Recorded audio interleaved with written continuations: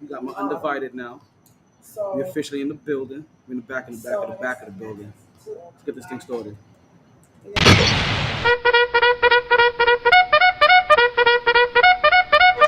MyT!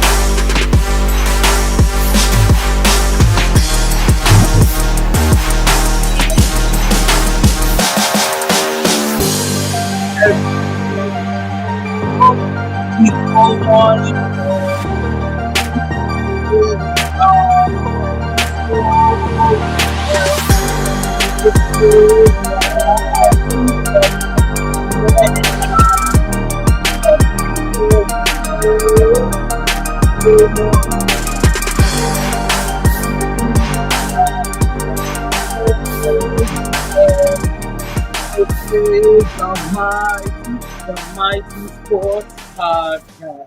I think you guys is ready for this, aren't y'all? It's been a while. Good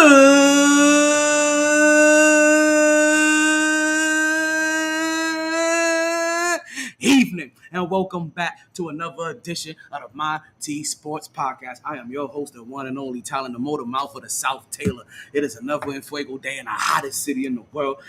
What is this? It's April 15th, 2024. This is officially Volume 9, Episode 40, Track 588 of the MyT Sports Podcast. And boy, do we have a big show for you guys today. Oh, man. Listen here. As I'm telling you, we about to get this. But I want to thank everybody for listening, regardless of how you're listening. Whether you're watching me on the behind the scenes cam on Instagram, that's not how you call in, John. I sent you a link. That's not how you call in. If you're trying to join this conversation, that's not how you do it. I sent you a link. But yo, we gonna get it. We have a big show for you guys today. We have the WNBA draft that just finished. We're gonna go over that, right? We got trivia because if you guys don't know, it's Monday night. It's Monday night, and the party started. It was Monday, so we got Monday night trivia coming up on the show. We're gonna talk about our Knicks getting to 50. Oh boy, when I say we're gonna talk about these Knicks getting to 50.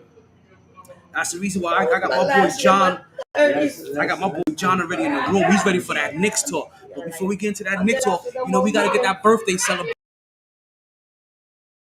out the way. So if you know anybody that had a birthday 15th, that's basically from last week Tuesday. You start tagging, you start popping names up in the chats for me so I can make sure I give them a little birthday shout out. Right? You happens. We got the NBA playoffs we going to talk about. We live at Sharkeys because if you don't know, if we're on trip and if it's Monday, that means we're also here live at Sharkeys. We have that. We got Jimmy Butler down here yapping. I told you we down here in Fuego City in the world. We right here in the live studios, outside, in Sharkeys, in South Florida. We in Coral Springs right now. It don't get no better. We got the play-in tournament coming up. We're gonna talk about that. Yo, we got the Blue Chew promo code for you guys. We got the birthday shout-outs coming up. And if you're a Yankees fan, yo, as I was making my way in here, the very last bit of news affects yous. We're going to get into all that and more coming up next right here on the MyT Sports Podcast. But you know what we say here, regardless of the time and regardless of the weather, it's always a blast on the MyT Sports Podcast. So, I want this camera down a little bit more. You guys can't see it. You guys can't see enough of me. Hold on, one second. Let me get my big ass fingers out of the way. That's a little bit better. So let's start talking. I heard Ric Flair going off on niggas on ESPN. So woo! We back at it like a sports fanatic. MyT Sports. I want to thank you guys. For listening. I see the chats coming in already. I want to appreciate that. I really do. All right, we want to make sure that we get everybody in there. Thank you guys for listening. Let me know where you guys are listening from. I like to hear that as well too. But let's get right into it. I told you guys we got a birthday shout out. We're not gonna be here long, so I'm still gonna try to do trivia today. We're gonna see how trivia works. We're gonna see if we get enough bodies in here. Speaking of bodies, well, let's take care of the people that takes care of us. Bodies. You know what I mean? Bodies, right? catch them all over the place. It's a good day, and if you guys already know, if I'm wilding, I'm smiling. I'm always smiling, so it means I'm always wilding. It means I'm always having a good time. Not just a good time. It's a blast on the MyT Sports Podcast. What's going on, Jones? I see you too. I had to get a little sippy sip of my baby. I told you guys to get this ready. Because I don't know if you to tag the people that had a birthday. Get a drink. Pour yourself a beer. Get a shot. Roll a joint. Pack a blunt. Pack your boat. I'm sorry. Roll a joint. Roll a blunt. Right? Spark up a spliff. Pack a bowl. Fire up your rig. Either or. It don't matter what you do. Just get ready for these birthday celebrations that starts every single show. Because I'm sorry, I like to start my podcast with a partay. And there's no better way to partay than when it's your birthday. Hey yo, DJ MyT. Drop that beat.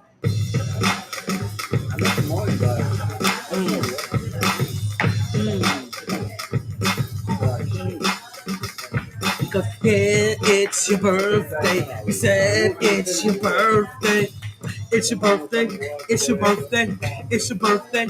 It's your birthday. But because it's your birthday, we sing happy birthday. Happy birthday. Happy birthday. Happy birthday. Happy birthday. Hey yo. And I told you what we do right here in this segment is that we get a birthday shout out to everybody that had a birthday since the last time we was on the air. Last time we was on air was on Monday. And before I get any further, you guys can see the print. I got my Big Nick energy going on right now. Hey, you're looking at a different print.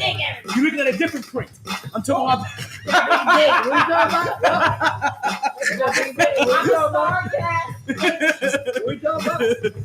you see the print. You see my print. I'm out here with my Big Nick energy. Oh yeah, I'm gonna have my Big Nick energy. But that's after the birthday shout-outs. After the birthday shout-outs, I'm gonna put this Big Nick all over you. Get ready. Keep your mouth shut because I'm gonna put this Big Nick in your throat. I'm telling you, bitch, don't do no running. You best not do no running. Put this Nick up on your stomach. Put this Nick up in your stomach. You remember that Kevin Gates joint? You best not do no running, but you best not do your run. Back your ass, pull your hair, put this Nick up in your stomach, put this Nick up on your stomach, put this Nick up in your stomach. Go look up Kevin Gates. Nick up in your stomach. Well, not Nick. We know what I'm trying to say here. Shout out to the big old. Oh man. I hope I gave you guys time to go ahead and start getting all your birthday peoples in here. So let's get it started, right? We got no birthdays for the 9th, no birthdays for the 10th. I'm sorry, B. That's not my fault. You guys should have been born then. So for those days, sorry, B. No birthday shout outs for you. But then we moved to the 11th. And I got a former co-worker of mine, right? I want to say happy birthday and big up to my boy Mike Beswick. Happy birthday to him. Next, Next, I want to say happy birthday to a very dear friend of mine, Tamika Bailey, formerly known as Tamika Ellis, up there in the Tennessee area, chilling and shit. Firstborn godmother, my goddaughter, you know what I mean? I saw that the little one's up in college now. Hey, yo, big proud and big up to you. Definitely big up to you. And happy birthday as well. Well, we got no birthdays for the 12th. Sorry, but we got a couple for the 13th. Want to say happy birthday to Taylor Pettigrew. Happy birthday to her, homegirl of mine. Also want to say happy birthday to a former co-worker of mine. You understand? Currently, right now, owns his own tattoo parlor down in Miami. Go hit up Tattoos by Bam Bam. Happy birthday. Tell them this is your birthday or the birth of your business. Either way.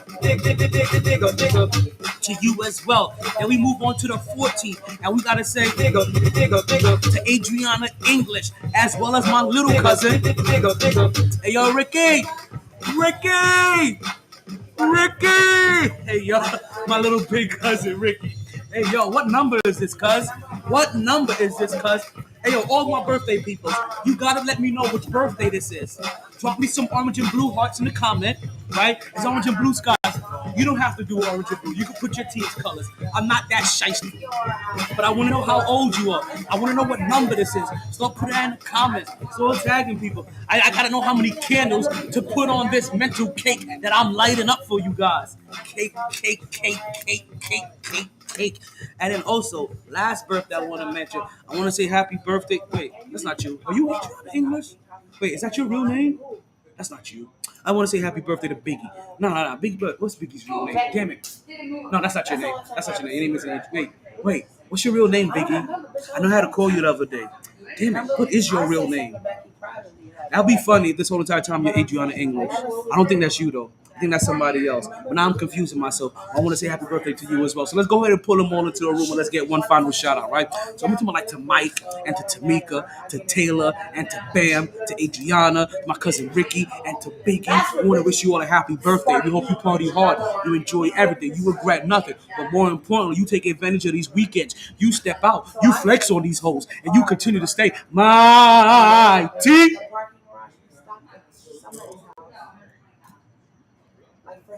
Let's continue to get into this. All right, we're gonna continue to march forward, and we're gonna get right into our first topic of the day.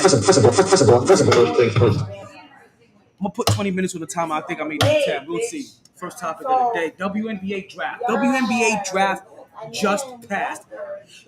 Excuse me. WNBA draft just happened. I'm talking about live in Brooklyn, 7:30 at night. It's already. Oh shit! Hold on. What channel is the NBA? Is it 9 o'clock already? Check my biggie bag. It may be winning. It should be winning there. Hopefully. I don't know if she was. Winning there? Okay, good. I gotta put that on the leash. I really do. I got some. I got some. I didn't even pull out the prizes today. I am slacking on my pick. Hold on a second. Let me get you guys over here with me for a second. Right? So I'm gonna get you guys over here. You guys are gonna see the lovely rabbit and T for a second. You guys can see all this? Good. What's your name, ladies?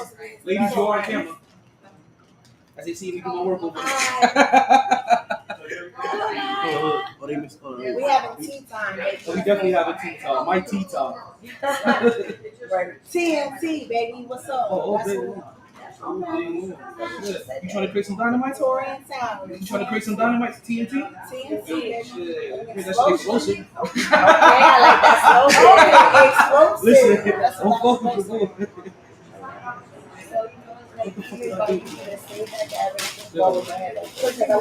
All right, prizes. Y'all see these prizes? We got a head scratch. Let me tell you something else, right? You don't understand the beauty of this one.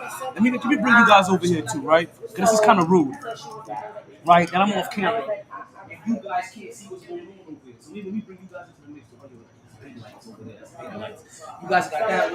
I hope you guys are. We have this camera over there. There you guys go. There you guys go. You're welcome. Now you go put those hands to use. But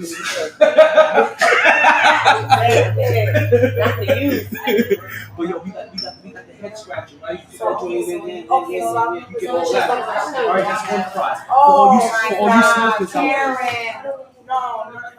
That's what white ladies do that as soon as they realize that they're not getting away, white ladies do that shit. They start crying. Right? We also got ourselves a little blunt life over here. Right? We got one of those as well. We're gonna put that on the deck. Right? I'm telling you, it's very smoke friendly over here. It is very smoke friendly over here. Let me get you over here. I'm trying to help you avoid the lights. All of them lights. Nah, that's too deep. That's too deep. That's deeper than rap. Let's get you over here. That's much gooder. That's much gooder. Okay. Then after that, we got the blunt splitter. For all you guys that like to roll the blunts and do that, we got the blunt splitter. So we got the head scratcher, right? We got the blunt light to put the weed smoke in the car. We got the blunt splitter for everybody that, oh shit, let me get the mic.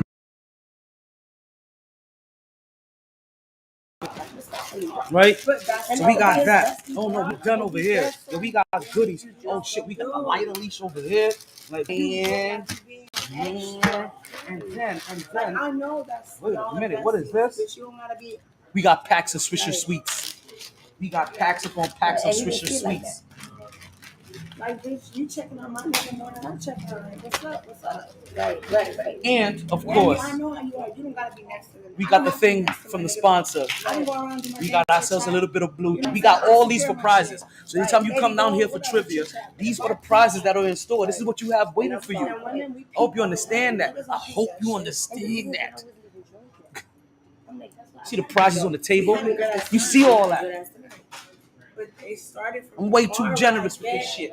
Like, we even looked when she said that shit, that's when I know. Oh man, I'm having fun over here. Hope you guys realize I'm having a really good time. Like I told you, all right. This bitch is always wild right now. We here. We good. Got the birthday shout outs already done. To hear all that, you can hear it as background noise, right?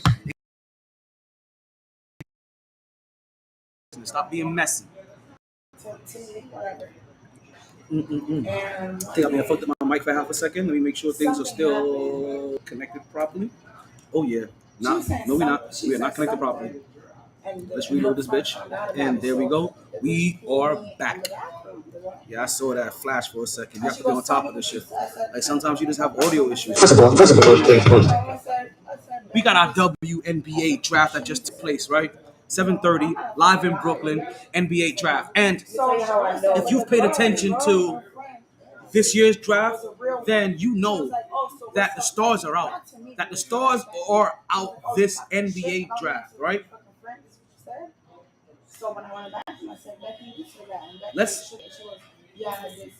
This is one of those drafts that involve Caitlin Clark. It involves names like Angel Reese. It involves names like we like to call her. Shit. I don't want to mispronounce her name. It's Camilla, the bulldozer Cardoza, right? Yeah, Cameron Brink, Rika Jackson. Like you had a full set of stars in here. With the first overall pick, right? And let's let you guys know. First overall pick went to Indiana. Second pick was going to be LA. Third pick is Chicago Sky. Fourth is back to LA. Then we get Minnesota with the fifth. The Washington Mystics, right? I think they had the sixth. Then we get Chicago again at 7, Minnesota at 8. I think that's Atlanta at 9. I'm forgetting who the hell symbol this is. I really am. Hold on a second. Damn it, what symbol is that? That's embarrassing. New York at 11. Where did Vegas go? Is that the Golden State joint? I'm actually kind of curious. Something else I was thinking about. So as we know, the WNBA draft only has 12 picks per round. And if I'm not mistaken, I only saw them go through 2 rounds. Now I know there's some names that you guys are wondering about. Hey, where's Juju Watkins? She doesn't have eligibility yet, so you're not gonna see her in this draft. Where's Floje, right? Johnson? She doesn't have eligibility yet. You won't see her in this draft. Floje you'll probably get next year. Juju, you probably won't get Juju to 2006, 2007. Let me see, freshman this year, sophomore 2005, junior 2006. So you won't see her to 2006. Coming soon, Kobe. Now, I mentioned this briefly last week, and I don't want to ever sound like I'm a hater of any of these young ladies because it is remarkable what they're doing, and I do respect their talent, and I can understand why they are being drafted as high as they are.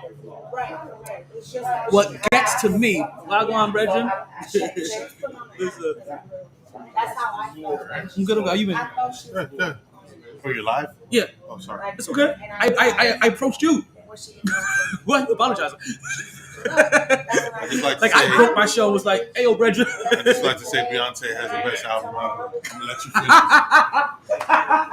finish. You know what? George Bush don't like black people. What now?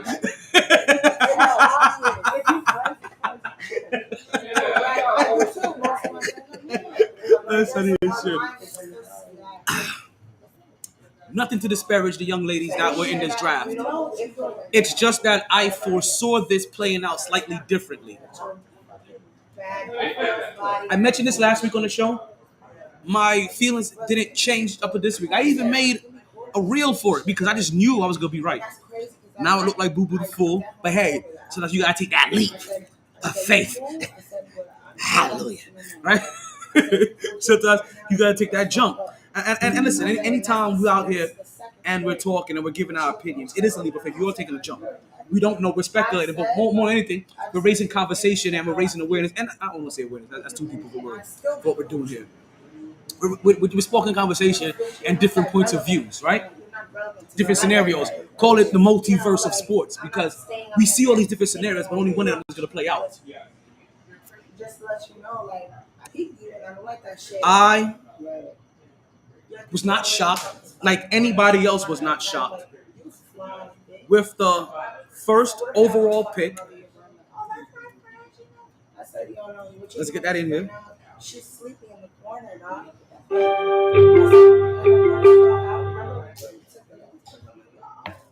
The Indiana Fever, who we fully thought was going to happen, they drafted none other than Caitlin Clark. And I don't know still why to this day I'm still trying to cover Caitlin Clarkson. Look, something spilled. It sounded like ice was spilling everywhere. Oh, Stella. Okay. Listen. I don't fucks with coffee. It's the only coffee I fucks with. Yeah, that's what I grew up with. Hey, Yo, you gotta take hey, my coffee. hey, me and you both. Yo, me and you both. The first. I said, I don't know what's in this. As an adult, that is because the first one I drank coffee. It's that crack. No, listen. Listen. I enjoy the flavor of that one more because I could never. I hated coffee. I hated the smell of coffee. That shit always smelled bitter to me. But that shit, you'd be like, yo, who's making cocoa? Yo, for real. That's Bustelo. And then if you work in offices, you guys probably do it, but you work in offices. Oh no, because I got that. Them niggas always make them little fucking cappuccino shots with that shit. Them espresso shots with that shit. Yeah, they're not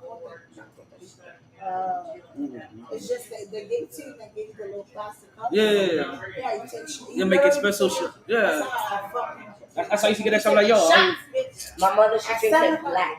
Yeah. I knew a couple people that took it black. That's that straight black. That's that straight caffeine. But Caitlin Clark goes first. We're not surprised.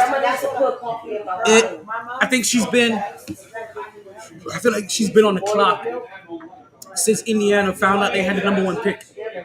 I feel like we all do this. Since the Fever found out they had the number one pick, I feel like it's been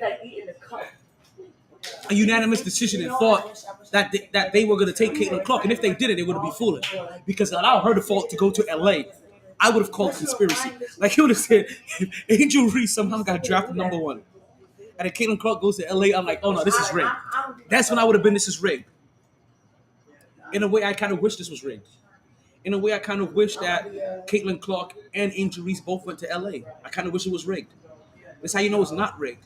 Because you got your stars going all over the place. Indiana's good for her. Indiana's good for Caitlin Clark. And let me explain, because she really has a good following. And if Indiana lives up to their love of sports, which they do, in the very beginning, and I hope she produces enough to keep them going, she can easily sell out the Conseco Fieldhouse. And I know it's not the Conseco Fieldhouse anymore.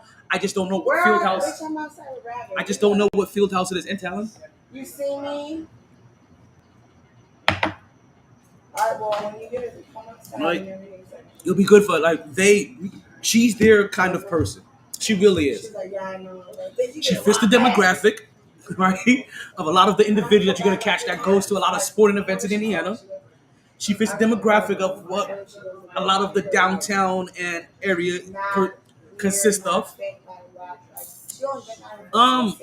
She's kind of the people. And also, I feel that now that she's a professional, we could actually talk shit about her. But she has a similar forehead to Peyton Manning. And their love of Peyton Manning enough and of that forehead is going to make them automatically love her as well. Look at me right now.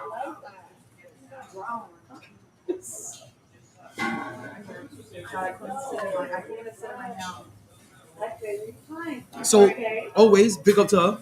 We're proud of her, obviously. Knew she was gonna go number one. Glad she went number one. Want to see her succeed. I'm gonna get rid of this classroom.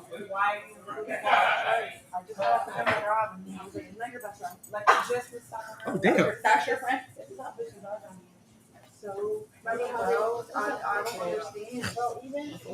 I'm back. Let's continue to get into it. I know I told my Knicks fans that you guys need to call. Listen, if you want to be part of this Knicks talk, make sure you start getting yourselves in here. Oh shit, Chillwell was here for a second. Where you at, Chillwell? That's my co-host. That's my senior Ohio correspondent.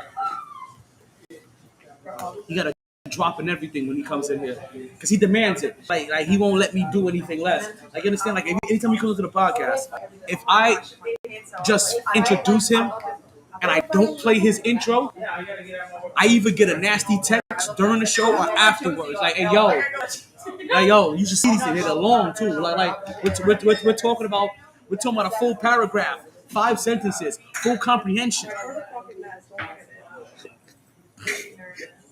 Oh man. Caitlin Clark goes to Indy. The second pick. The Los Angeles Spark are on the clock. And I'm going to tell you, right here, I swore up and down that they were going to pick Angel Reese. Again, not to take anything away from who was the projected picks, who was the Bulldozer Cardoza at 2, and I forget who they had projected at number 4. Go check my stories. You guys can see it there. We look at the mock draft. So I was kind of surprised. Actually, no, Cameron. Actually, not surprised. Actually, I am surprised. The mock draft had her going here. I'm still surprised that she went here. I'm surprised Angel Reese didn't go 2. I'm surprised Angel Reese didn't go 4. Because you understand, as we're talking to all of these casual fans here, respectfully, nobody knows Cameron Brink. Respectfully, nobody knows Camilla the Bulldozer Cardoza. Casual fans. Not the same number of people that you've had every single year that isn't helping your sport explode enough. Not us. You already have us. We're trying to get you 1 million more. And the casuals know Caitlin Clark and Angel Reese.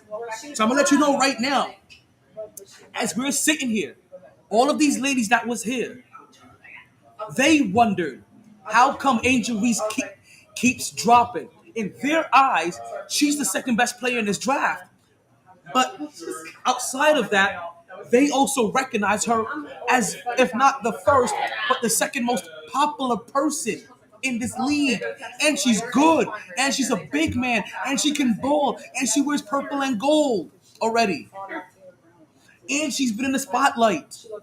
And she's used to the media. And she's used to the haters and the criticism and everything else. So yes, super surprised that LA passed up on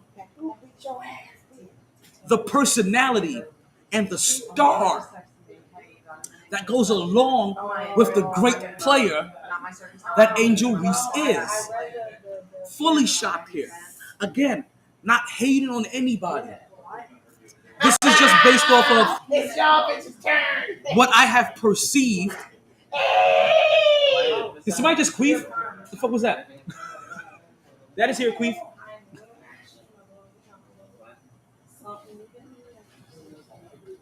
Drink break. No, I don't.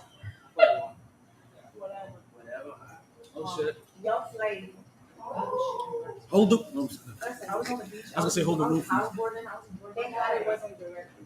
So back at it. Again, and that's why I feel like, depending on when you come into this conversation, it may just sound like I'm hating or I'm discrediting the talent of Brinks, of Cardoza. And I'm gonna name everybody that was projected to go to be drafted higher than her. Right? Because again, it's not a knock on them. Jackson, Sheldon, Edwards, Phils, Loken, Davis, Pooch, Lacken. It's not a knock on any of these ladies. All I'm saying is that I really thought that the league as a whole and the LA Spark had an opportunity to really put some star power, not just good players, not just good stories, but put some real star power. And listen, I have to look up Cameron Brinks's NIL deal to see what kind of following that she has.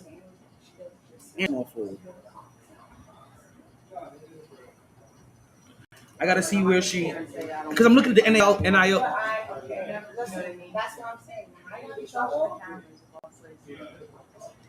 No, but listen to me. Well, last night was good. The last night it was good. So listen. She makes $200,000 from NIL. This is a setup.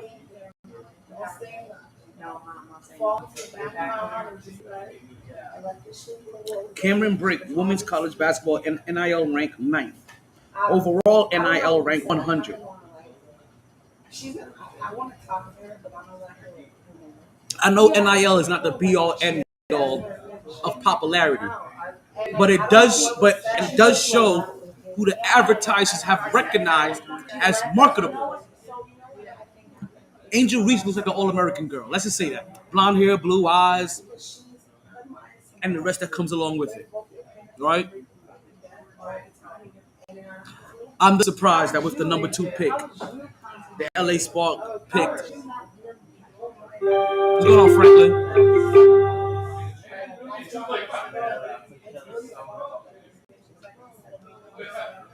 That they picked.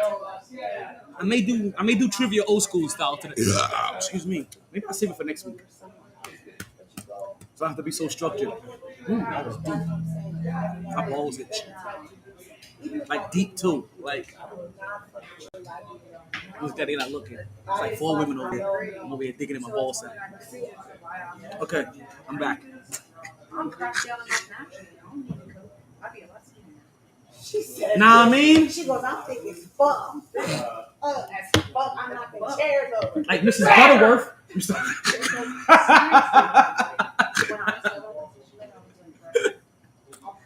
Oh man, I'm wilding over here. I told you, wilding and smiling, wilding and smiling. I'm over here in these young ladies' conversation. Somebody's like, "Yo, I don't do that mess." I'm thick as fuck. Like I'm not trying to lose this shit. Y'all heard it. Y'all witnessed some of it. You was all here.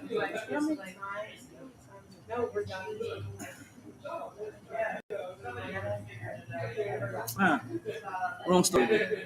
Too late. It's okay. I was wrong anyway. I was big wrong. I was big. I appreciate you. Yo, I ask if you guys produce. That's all I can say. I got a question for the group. Now they gossiping. I can't even ask them a question yet. The number 2 pick, they picked Cameron Brink. Good player. I know her star. I know her worth on the court. Nothing to do about her game. I am just looking at LA passing up on superstar big women, big men. That's not what they do. They normally go after the big power forward, the big personality, the center with the big personality. You understand? That's normally what they do. That's the reason why I wouldn't have found it odd if they did draft Carmilla the Bulldozer Cardoza, right? That wouldn't have been odd to me. What is odd is that Cameron Brink goes over her.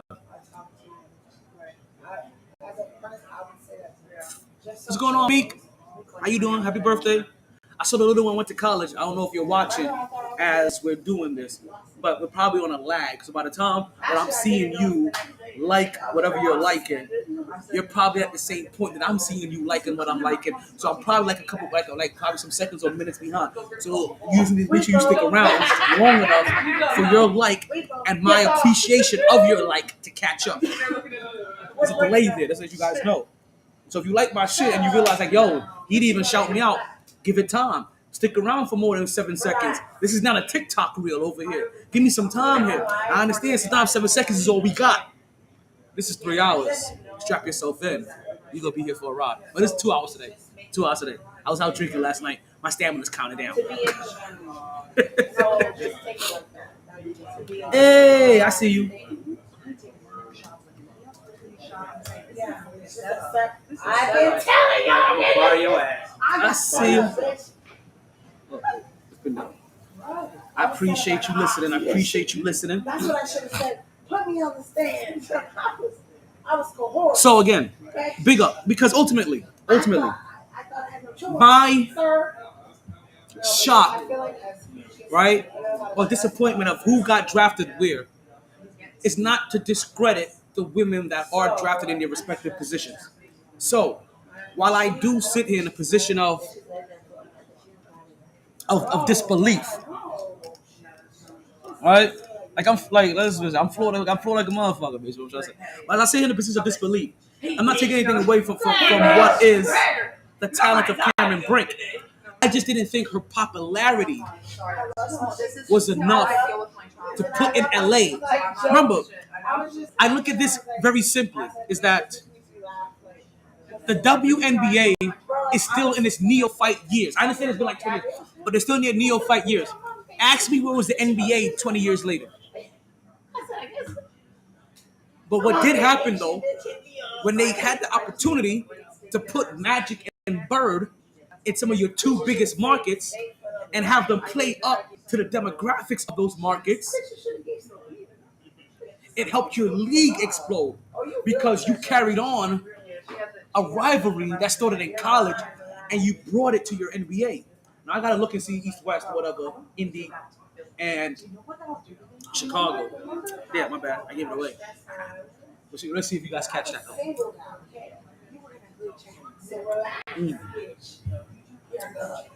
So they had that opportunity to continue and pursue this rivalry, and not just do that, but put in your biggest markets. Like I said, I'm shocked at it. I'm shocked at the way they maneuvered. While I understand best player available, I thought they would be maneuvering differently. And because I thought they would maneuver differently, is why I'm baffled about who they picked. Jerry Buss gave us the blueprint on how to sell LA, how to sell big markets. Magic is a part of that foundation. I'm shocked at who they picked, knowing the formula to not just help explode your franchise, but help explode your league. I feel like they missed out on a golden opportunity.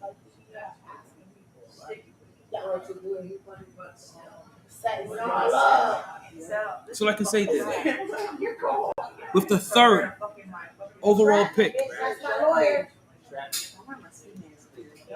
the Chicago Sky is the first team to break what the mock draft had. We were just chilling last night. That's exactly what happened to me. Like, he's like, oh, like, I'm taking off the stick. I was like, you just Excuse me. What the fuck does that mean? Hold on, I need a legend key. They dropped a symbol on here that I don't understand what it means. Excuse me. I got lit elsewhere in Swampland. Bro, you think I need a bunker? WNBA has 3 rounds. Here. I got a nice bottom lip. My top lip needs some love, but With the number 3 pick. What's going on, Anna? I got your peoples out here.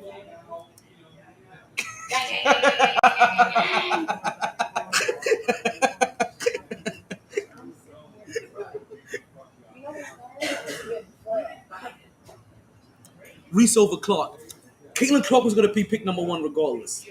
I'm just surprised that Angel Reese wasn't picked number 2. That's really what it is. Like I see the comments coming in. Reese over Clark.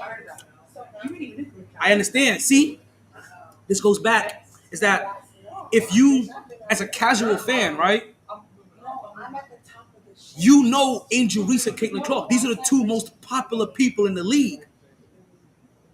As I said, as every woman that was here and was watching this WNBA draft, they were all as shocked as I was that Angel Reese did not go number 2. This isn't just me, right? And granted, while I'm coming at this from a very analytical and business standpoint, they're just looking at this as the casual fan that got caught up in the college phase, in that craze. Sorry, that happened. This is what happened to them. So in their mind, it's odd to them that Angel Reese didn't go number 2. It's odd to them that Angel Reese wouldn't go to a market like the LA Spark. It's not just me here. As the knowledgeable person in the game, your casual fans that are going to start watching the WNBA now because these two ladies have moved to the next level. But why not put them in the market that best advertises them, that maximizes, which is really the word, that maximizes their stardom, and that's what shocked me about LA, not drafting her at number 2, but with the number 3 pick. The Chicago Sky breaks the mold. They're the first team to veer left than what every mock draft had out there. And with the 3rd pick out of South Carolina, they pick Carmilla, the bulldozer Cardoza. Ooh, we're gonna talk about that soon. I like that question. Let me see. Can I pin that? Can I pin you? I want to pin you. Hey, wait. Oh, wait. What I'm doing here? I'm gonna pin that so I can remember that later. Pin comment. Let's go. Let's go. Sorry, hold on. Let me get back to everybody because right now I've been super focused on the behind the scenes cam on Instagram. Right? Everybody listening on Facebook, everybody listening on YouTube, everybody listening on Twitch. I'm back now. You got my undivided attention again. I'm here for all of you. I'm here now. So, with the 3rd pick, Chicago Sky picks Carmilla the Cardoza, Bulldozer Cardoza. And again, this broke the mold. I like this pick for Chicago. I do. I really do. They get a dominant center. If you guys don't know, Carmilla Cardoza has only been playing since she was like 13 years old. She came home from Brazil, knew nothing, but she was big and tall. She was big and tall as fuck. They put her into sports. Sports has been beneficial to her, right?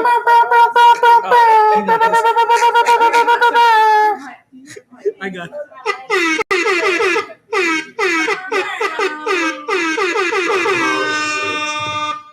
Blood clot. Hey, check this out, chat. Guess what? Guess who's here? The president of Dirty Dick Nation. Just understand this. Hey, pussy costs and so does dick. Facts. Rated R. What are you talking about? Dick costs. No, go on. Rated X. I would have stopped at NC-17, but but yeah, this is a rated X. Listen, believe it or not, in like my 4th season, I accidentally fucked on camera. I forgot to turn it off, and there's a long ass podcast. You guys hear me fucking for like the last hour of the podcast. You guys are gonna have to find out your damn self. What's going on, Melly Mel? See, again. Oh yeah, I was Kev. How you doing? Oh shit. Hi Tori. Yeah. Oh, they all out there. Hi Tori. Hi Gabby. Hi. Hey y'all. That's your people. That's your people. No. That's who's saying that? That was Anna again. I just got out the shower. I don't even got no brows on. What? Look at these. She said she. on. What up, chop liver?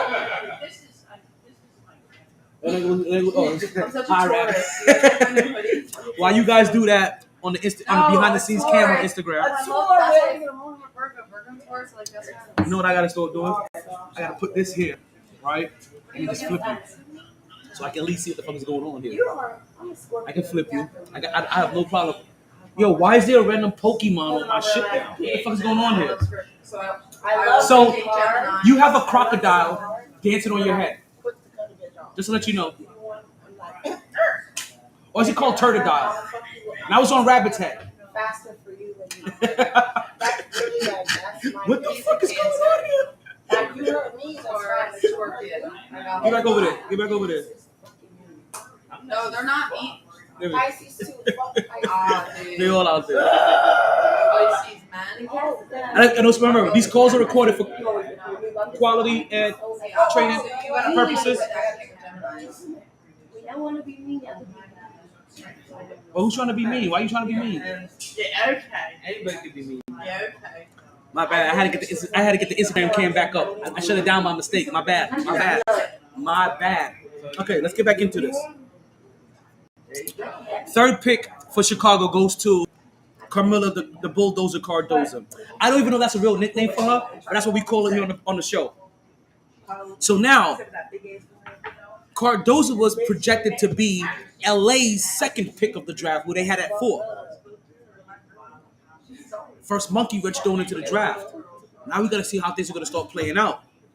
Again, LA now has a second opportunity to acquire what most casual fans consider, if not the second best player in their eyes, at least the second most popular player, if not the most popular player in the league, in the league to their team. Again, it's what baffles me. Like, how do you pass up on Magic? How do you pass up on Shaq when he's there? How do you pass up on Kobe? This is what you had. They pick Rakia Jackson out of Tennessee.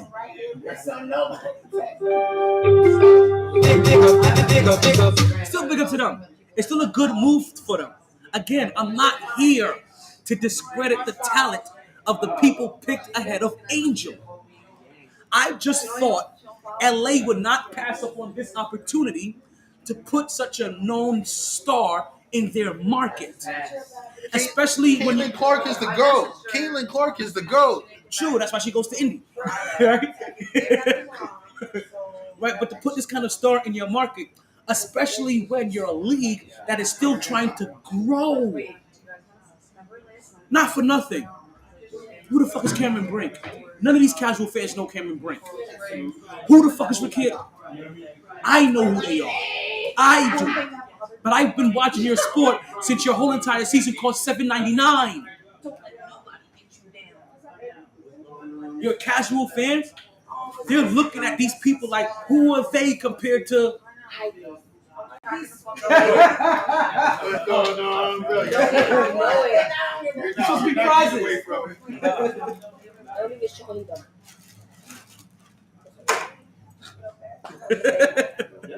Prizes. I got prizes out here. These are all my prizes for trivia. All right here. How much for this one? Huh? That's not one of my prizes. And if it was, I'll be stingy as fuck. I ain't going up in the market. Oh, no, not at all. Number 1 draft pick. Number 1 draft pick. Exactly. Number 1 draft pick. Sign up for my state. They said, damn, girl. So, like I said, I never want this to come off as hate. I'm really not hating. It's just a belief system that I had about how LA likes to run themselves. It's a belief system that I had that somebody I learned on the Jerry Buss on how he would conduct business. It's a belief that I have on a league that's trying to grow themselves on the kind of actions that they should take here. I roll here like a chef where he can.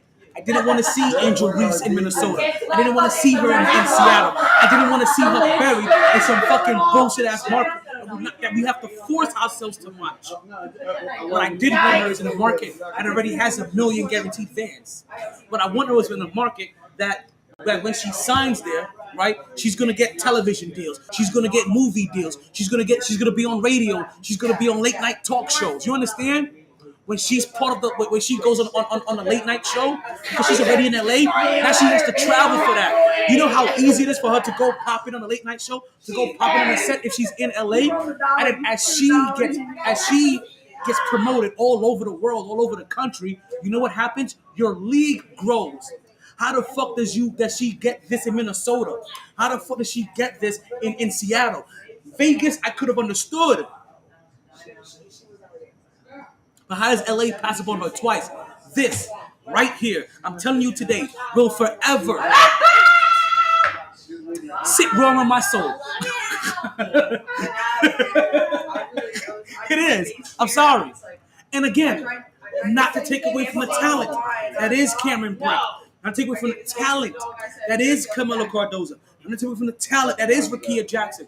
I fully love and appreciate your talent. I'm talking about stardom here. Cameron Branks has the 9th highest NIL, name, image, and likeness deal. Meaning that advertisers pay you based on how marketable you are. She's 9th. Angel Reese is 1st. Why wouldn't you put her in LA? Overthinking, Clark. Yes. Caitlin Clark's 2, respectfully. But Caitlin Clark don't got no rings yet. Angel Reese pulled out that ring. Exactly. If you put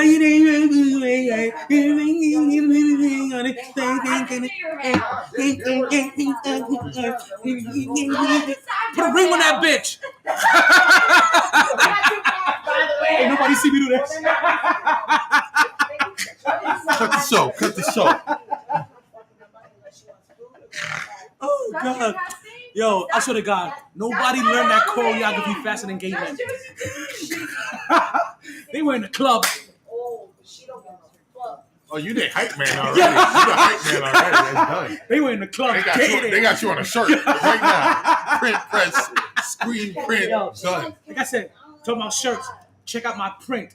I'm here with my Big Nick energy today. I don't even like hats. I just like them too.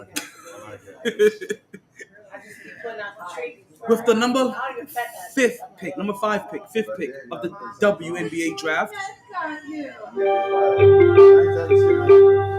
the Minnesota Lynx take Jackie Sheldon. Nah, that's not Minnesota. Who the fuck was that? I mean, you probably talk shit. I have whole conversations. Hold on, what team is that? That's not Minnesota at all. I answered the conversation. I gotta open this up. My bad. Dallas. Dallas Wings. My bad. I had like 10 people calling me. They were like, I couldn't see that logo properly. It was small as shit. See, look at that. Overrated. And the thing is, she's not overrated. The thing is that she's not overrated. It's just that I said, I'm not gonna lie, these are so choppy. like these other ladies aren't overrated from her. They may have better overall games, and then also you look at team needs. They may have a better need, but I just know one thing about from the great Jerry Buss. Oh, it's so good for my skin. You sign big stars to the team in LA, and the bigger they are in size, the better. And that's what you bring to LA because that's what LA needs and that's what LA deserves. That's from the great Jerry Buss that taught us how to sell in big markets. It's what Pat Riley brought down to Miami. Believe it or not, for all my Heat fans, he understood. Because if you don't have stars, then you gotta win. But when you have stars and you win, we're talking about macaroni noises. Obviously, like Rob hopped in the front seat and I'm like sitting back in this spot. With the 6th overall pick, So wait, we stop. we have Aaliyah, my bad, Elijah Edwards out of UConn going to the Washington Mystics. Yeah, so we get to the game and I'm like, And then finally, that's what he said. He's like, all right, you guys say understand who's nothing. here? I was like, I didn't want to say anything. That's your friend. You guys understand who's here now? Dude, I'm like, it's Finally, like, The Rock has come up. Finally,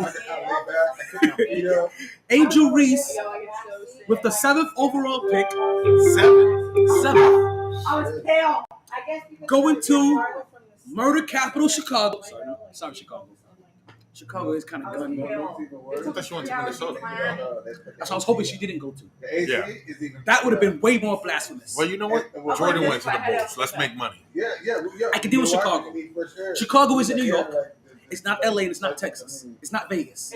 Even if I'm in a small car and I'm But it definitely is going to be 5th on that market. And it's a good market to go to. But it needs. They can use a They need a star. revamp. And they've had it. They can use a star. Also, I don't know if you guys realize this.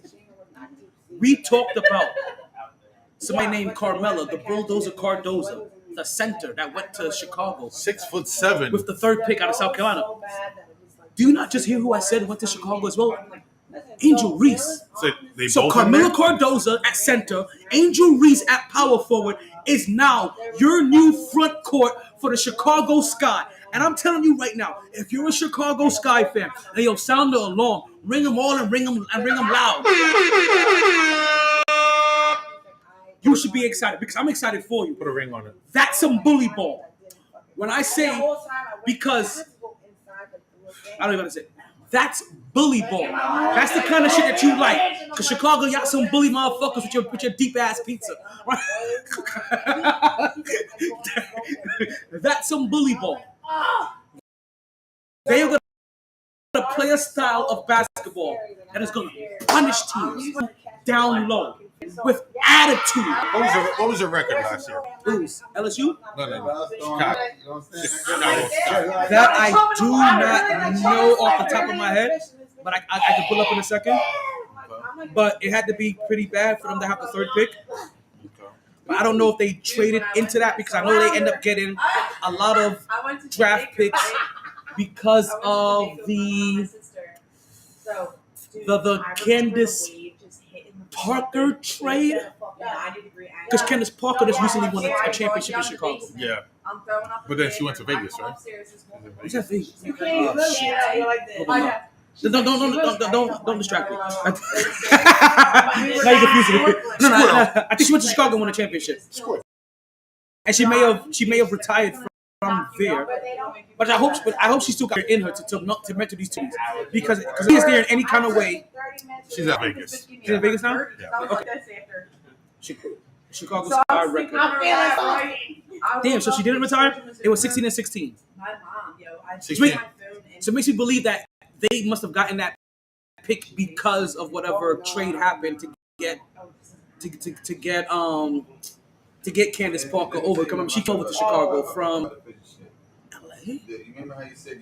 Where did she come from? Like in the middle, that is not the face. Could have been LA. It could have been LA. The face I was looking for. So that could be part of it. I don't know. I don't know fully because 16-16 don't qualify you for the third overall pick in the draft.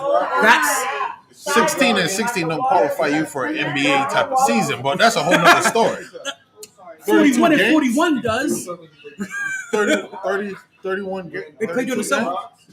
They played during the summer after the NBA. Remember, once the NBA season is over, if I'm not mistaken, I think even interlap sometimes. And that's when they're gonna pick up. So they go during the summer, and that's when they're gonna pick up. So it's like the summer football league.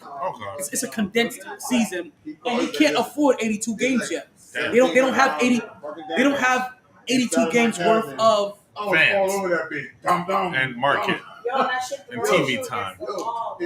Okay. They'll be lucky in the next 5 years to jump to 41 and to get to at least halfway to what the NBA is at. They'll be lucky, but I'm hoping that happens with this influx of talent between now and 2026 when we get Juju Watkins in here as well.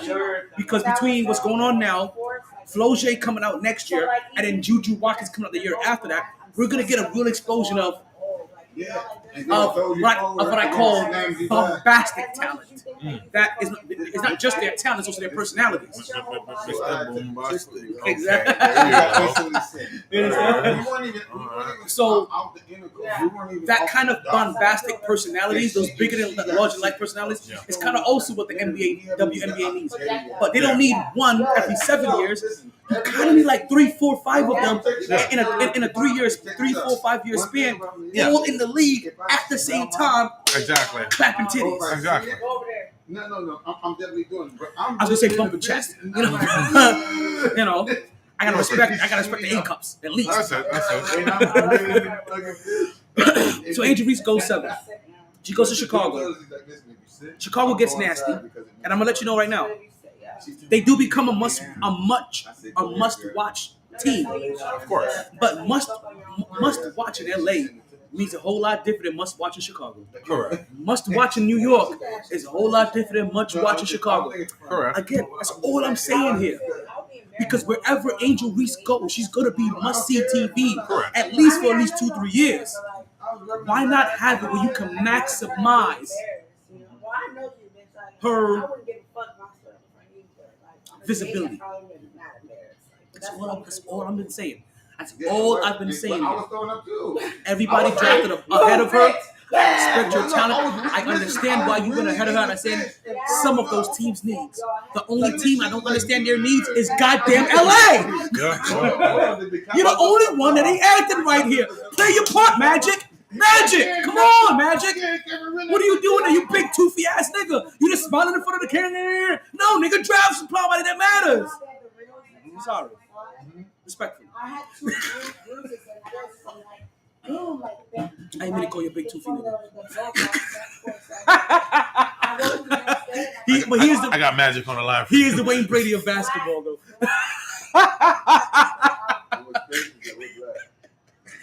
Because he will smile on your face and be like, yo, does Magic Johnson have to choke your bitch? No, I'm sorry, Magic. I'm sorry. I didn't mean that. Yo, you're black actors.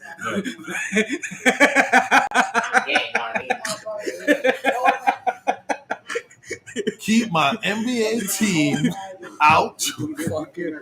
I'm sorry. So, I don't want to be disrespectful and just start skipping everybody that is in New York. But these next couple of picks are going to go by kind of quick. I'm sorry. Right? With the 8th overall pick, the Minnesota Lynx, they draft Alyssa Tilly out of Utah, small forward. With the number 9th draft, the Dallas Wings are back on the clock again. And they pick out of France, they get Carla Liette, right? Hope I pronounce her name right. With the number 10th pick, who the fuck is this? Suns. Who are the fucking Suns? Connecticut. That's right. Yeah. It's something to do. It's something weird. It has history in it. It doesn't make sense to outsiders, right? But I think we all got the Sun. But there's some weird history, like sailing or something like that. There's actually some history. They made it make sense once, and I forgot. But they get out of France as well. The point guard, Leila Lakin, and then with the number 11th pick, In the middle of the ocean. the New York Liberty, who was in the NBA Finals last year, WNBA Finals last year, along with the Las Vegas Aces. They draft out of Ole Miss, Marquisha Davis, small forward. And in the very last pick of the first round of the NBA draft, out of Australia, the Las Vegas Aces, they draft, I have no clue how to pronounce this name, Nyadu Pooch, Nyadiew, Nyadu, Nyadu, Peach, so Pooch. So again, big up, massive big up to everybody drafted in the WNBA first round. Let's get a little more specific now. Right? Multiple times. For the New York Liberty in the second round, they draft with the number 17th overall pick, Esme Martinez. Now, I forgot to mention this. I'm seeing the highlights of You gonna take my son? But that made the story On your bullshit? right. I'm seeing the highlights of Next Who would take weekend? that child out on a boat? Next weekend? Marquisha Davis. Next weekend? Oh, she's a defender. She's a defender. She's nasty with it. Like she's a defensive first kind of looks like she's a defensive first kind of person. No, wait, that's not her. I'm thinking of no. I'm tripping. I am tripping. I'm not thinking about her. I'm actually thinking about shit. I'm just saying, but you're a kid. I'm actually thinking about. I can't believe I confused them. I am thinking Do you about see how I am now? I know. And that's Celeste Taylor, who went to Indiana. Ohio State, the point guard. Now, I'm kind of curious because I don't know how Taylor's going to get any burn. Caitlin Clark got drafted to that team. They're both point guards. So I don't see a lot of room for Celeste Taylor to get any burn. Now, because Celeste is more of a defensive player than Caitlin Clark is, what I'm going to anticipate is at times running them on the court together, right, to protect Caitlin on defense at times and having Celeste play the better play defense on the better offensive player. But it's also to say that Celeste is able to get enough burn to get playing time or even starting playing time. You have to understand, WNBA is kind of deep and there's not a lot of teams. I still wouldn't answer my kid. She probably not won't start, but she may get some burn beside things. What I also hope for her is that she starts this iron on iron thing where as she starts to play Caitlyn in practice and go up against her consistently, that not only does her defense get better, but she also starts to pick up some offensive abilities from her as well. So this is a bully, and she likes to play a little bit of bully ball. And it's the same way about Esmeree Taylor, right? That got drafted by the New York Liberty, the 17th pick. She's a bully ball kind of power forward as well. And you have to remember for the New York Liberty that not only was a lack of experience from last year, but it was also just a toughness from a coach that really preaches defense first and goes and likes to. I'm legit. You know my stepdad used to do, bro? And likes to. My stepdad used to, on Christmas time, he'd be like, okay, cool. You can and likes to enforce their physical will on teams as well. Do you remember? So this, but shoots just as well, if is still the cream of the crop, believe it or not. They're still the team that have to take down, but we're hoping that this team. And then let's see, New York Liberty also with the 23rd, they get Jessica Carter out of Mississippi State. They pick up another. If you can see the pattern here, they're going big. We're talking about big. And then in the third round, the New York Liberty with their 35th pick, last pick of the draft, they pick up another forward out of USC, Caitlin Davis. So that's a power forward in the third round. Right, because we're saying to ourselves, we got enough guards, we got enough scoring. We need some big women to clog the paint, and we're gonna need some big women to start going up against what Chicago has to offer. They picked the power forward Esmeree Taylor in the second round. They also pick up another center, Jessica Carter, in the second round as well. And then we go back to the first round, where New York Liberty they also grab the small forward Marquise Davis. So that's small forward, power forward, center. They went all big because for point guard and shooting guard, they're set there. They have their ladies there. Nobody's going to supplant Sabrina. What you need is more options for them down low because the WNBA is still within a transition where they still go in first and it's still inside-outside game. NBA has been the transition where it's outside-inside, but now the WNBA is still inside-outside, so you still have to worry about that. There's still a lot of dominant big women in this game that can drop 32 on you and punish your players, no matter how well you're shooting. I'm gonna climb that tree too. Oh, shout out! Bulldozer Cardozo all day long. Listen, we like trees. I climb trees and I'm legit. Listen, I love trees to this day. Have you ever been swallowed up? Swallowed up.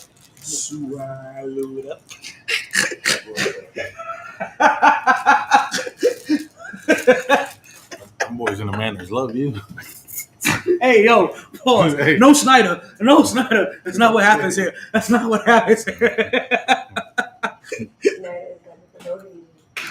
Commercial break by Disney.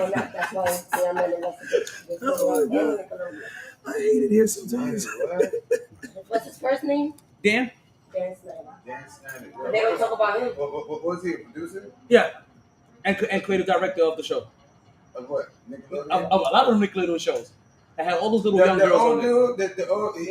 He looked like he was chubbier back then. He was a little chubby, creepy white dude, and then he got to turn into a little skinny, creepy white dude. Like Buddy from Simpsons. The boss.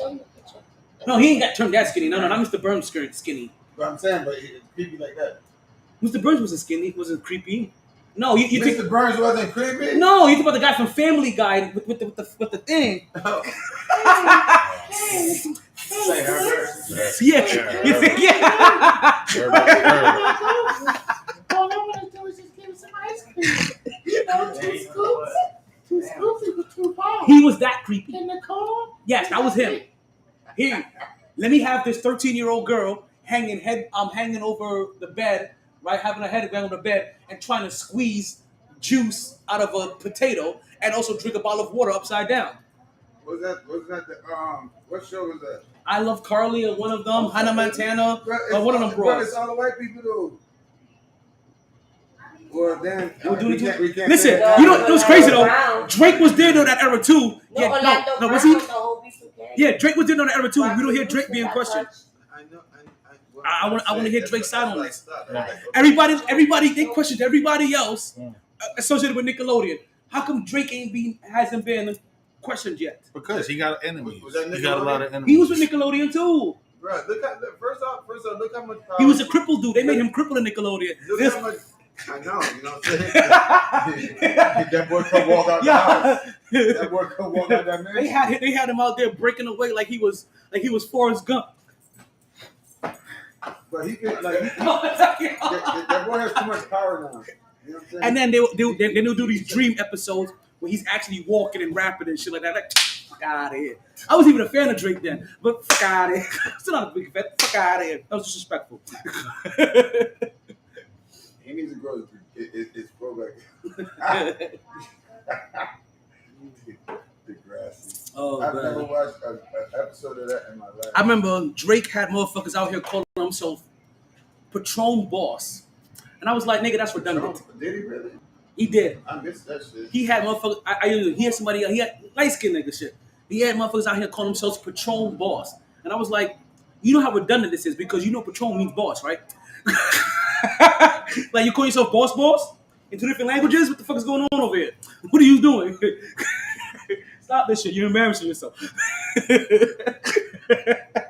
we talk about the diss tapes? Ooh, we can. Whenever you're ready. I don't know if you finished with. I'm done with the WNBA draft. We continue to march forward. All right, let's talk about this. Who you want to start with? Who's All right, I don't know where did the beef start? the beef started with Kendrick Lamar. Kendrick Lamar, they all did a song together, the three of them, and then Kendrick Lamar pulled the Cannabis LL Cool J, Kendrick, Drake, and who else? and J. Cole. Okay. They did a track together. Gotcha. Called himself the Big Three, all this shit. Yeah, I remember. And then Kendrick Lamar was like, after that shit, he was like, Fuck the big three. nah, this ain't sitting right with me. Hold on. Fuck the Big Three, nigga. It's just me. Bam.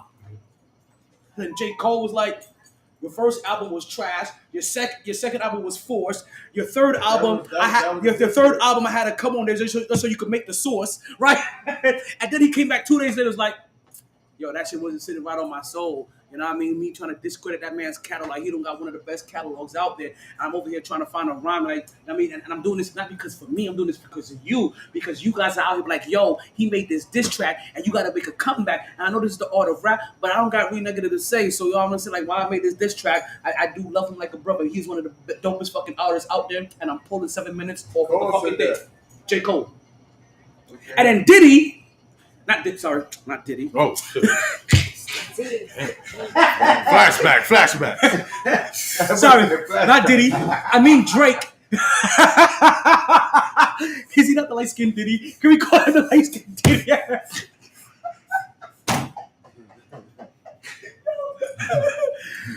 So then Drake, who responded to Meek Mills in 3 hours with 2 songs, took 3 weeks to respond to Meek Mills.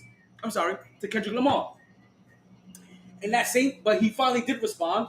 It was a nice little track, right? He spit some shit that J. Cole had already said. Your albums was forced. Something about a chain. How are you big stepping with a size 7 shoe? You know what I mean? Like shit like that. But he only dropped 1 song. But then he also dissed Rick Ross in there. So Rick Ross came back with a response.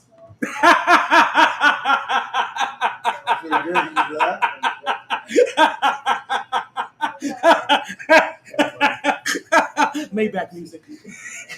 And left it at that. He just laughed at Drake. He just laughed at Drake. Let me ask you this. You're ready to be off the next 3 days. And then just hop on the fucking plane.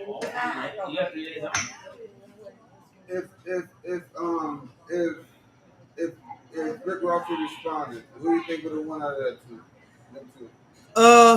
I don't look at Rick Ross as the kind of lyricist to put somebody on blast, but who knows? If he can't bring that out of him to be interesting, Rick Ross. The only thing Rick about Ross can't put nobody on blast. He got too much shit in the background. Yeah. Maybe a police officer. Everybody Parole officer. He He was Or correction officer. He was a correction officer. He was a correction officer. He worked in the jail. Correction, yes. Let me ask you this: if you're lyrically sound to where you can fucking shit, it don't matter what the fuck your background is. He can come back with a nice track. He can. I don't think he. I love it. Yeah. I was like, he's not gonna bury anybody, but he can add his input in here to make it a good saga. I personally think, yeah, lyrically he can't bury anybody, but out of those three he can. But I would say this, like just his swag and like his demeanor, he can add to the saga. No, it's not. We're talking about straight music. He can add to the saga. He can put an imprint on it. Not bury them niggas, but be like, yo, I was part of this beef and really put it. I'm not talking about the business aspect of it. I'm talking about like you throw a diss track at me and I throw a diss track back. Yeah. You see what I'm saying? It has nothing to do with money and none of They that shit. haven't done that in a while. But this is what they're doing. But then again, it always comes back. You always need a beat to like bring some shit back. But Rick Ross, his swag, the way he, you know what I'm saying?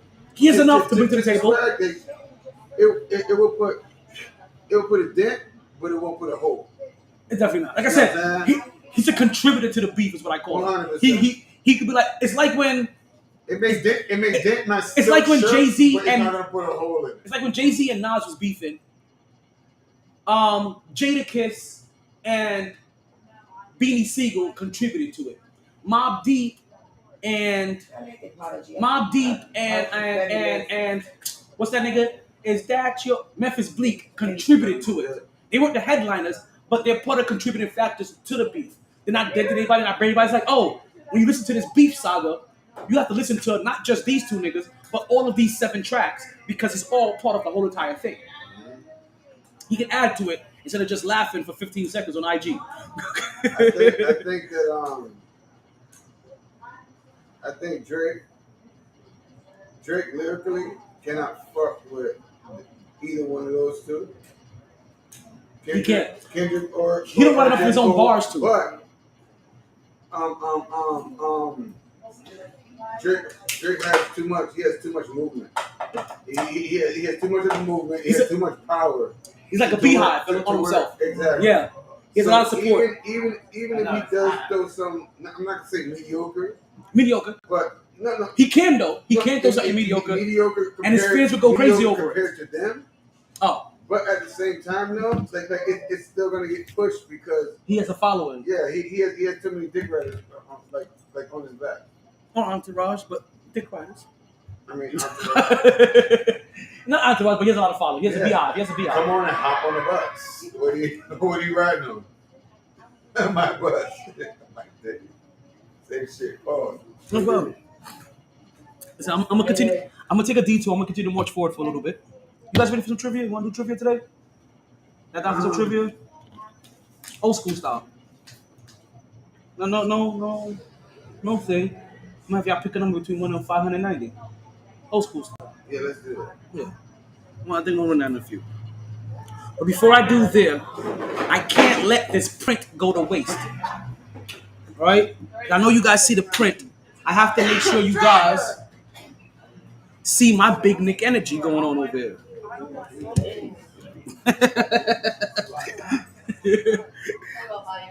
And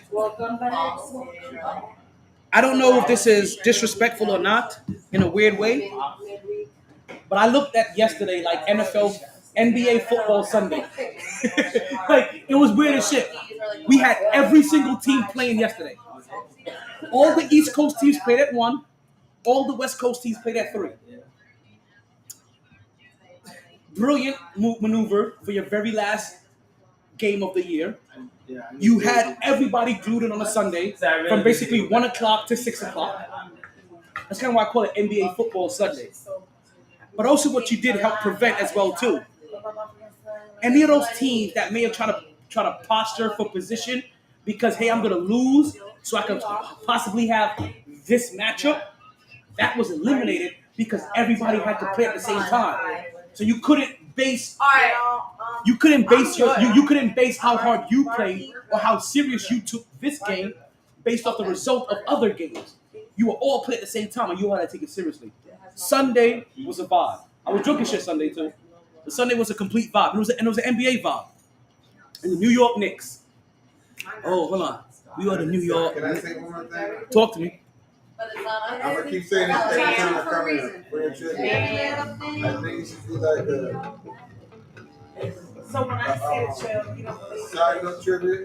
I know That ain't your dad. One That thing ain't your you dad. have, like, Yeah. No offense, Tori. It's not Trivia you. questions But that come from your trust and viewer. work coming from I wouldn't mind that.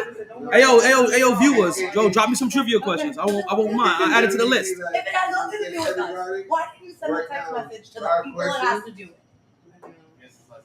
5 questions He on said 5 yeah. different He said pieces yeah. of Hold on, paper. sorry. Put them in a bowl. You fucking target who you want to target. No, he direct. Then you You pick know? one. You straight Oh no, I can definitely do that. I'm definitely all down for that too. I'm definitely down for that. She still calls me Taylor. That's still funny. She still calls me Taylor to this day. Let's let that shit go. New York Knicks. Y'all hoes lucky. For the first time in a long time, drop my Knicks tape. And she was out all day. Let me rephrase. She was out all day. You know I got that Knicks talk. That Knicks talk. We stay that Knicks talk. That Knicks talk. Yeah.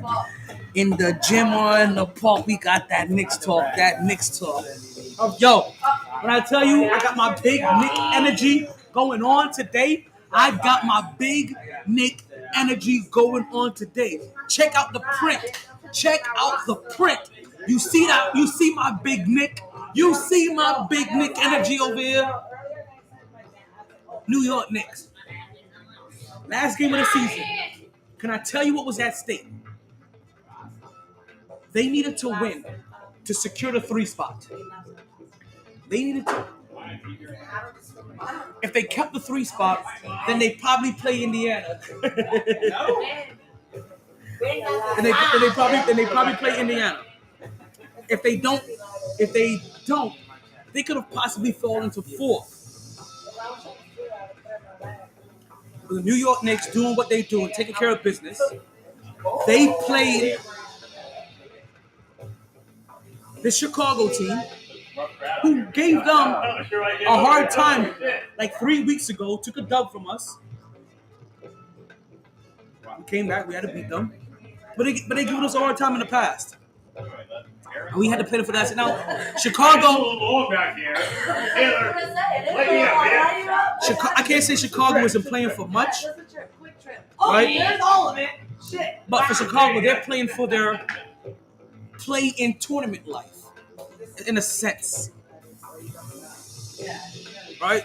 Even though they were kind of locked in already, but they're playing to maintain position, right? To keep that pole position on everybody. It's for the court. Those are my prizes. So, New York Knicks, they go on and they take care of it. And it's not just business, right? Jalen Brunson drops another 40-point game, which tied him for, put him at second for most 40-point games by a Knick in a single season.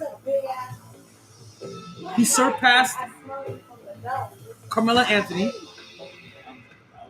He surpassed Clyde Frazier. He ties Patrick Ewing. And the only person ahead of him is Bernard King for most 40-point games in a season as a New York Knick. And his brother too. I don't know about Bernard King's brother. He was good too. Not as good, but close. We understand Jalen Brunson's numbers this year is only comparable in Knick history to Clyde Frazier. That's how good he has been. Look at his points. Look at his 3-point numbers, his field goal percentage, his free throws numbers. Last time we've had a player, not just a point guard, do this is Clyde. And I don't know if you guys know, Cadillac Trivia, every single Knick game, the answer to the majority of those questions is Clyde Frazier. Who was the Knick that did this? Or who was the Knick that did that? Who knick-knack, paddywhack, and gave a dog a bone? It's normally Clyde. And now we got Jalen in here. He said Nick, Nack. What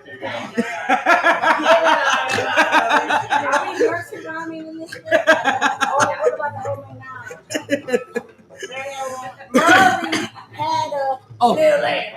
Murray had a little lamb. Nick, what I'm trying to say that when you come out that water, listen. What I'm trying to say is that, listen, like you come out the water, and the water's be glistening all over your body. What I'm trying to say, it's like, that's what friends are for.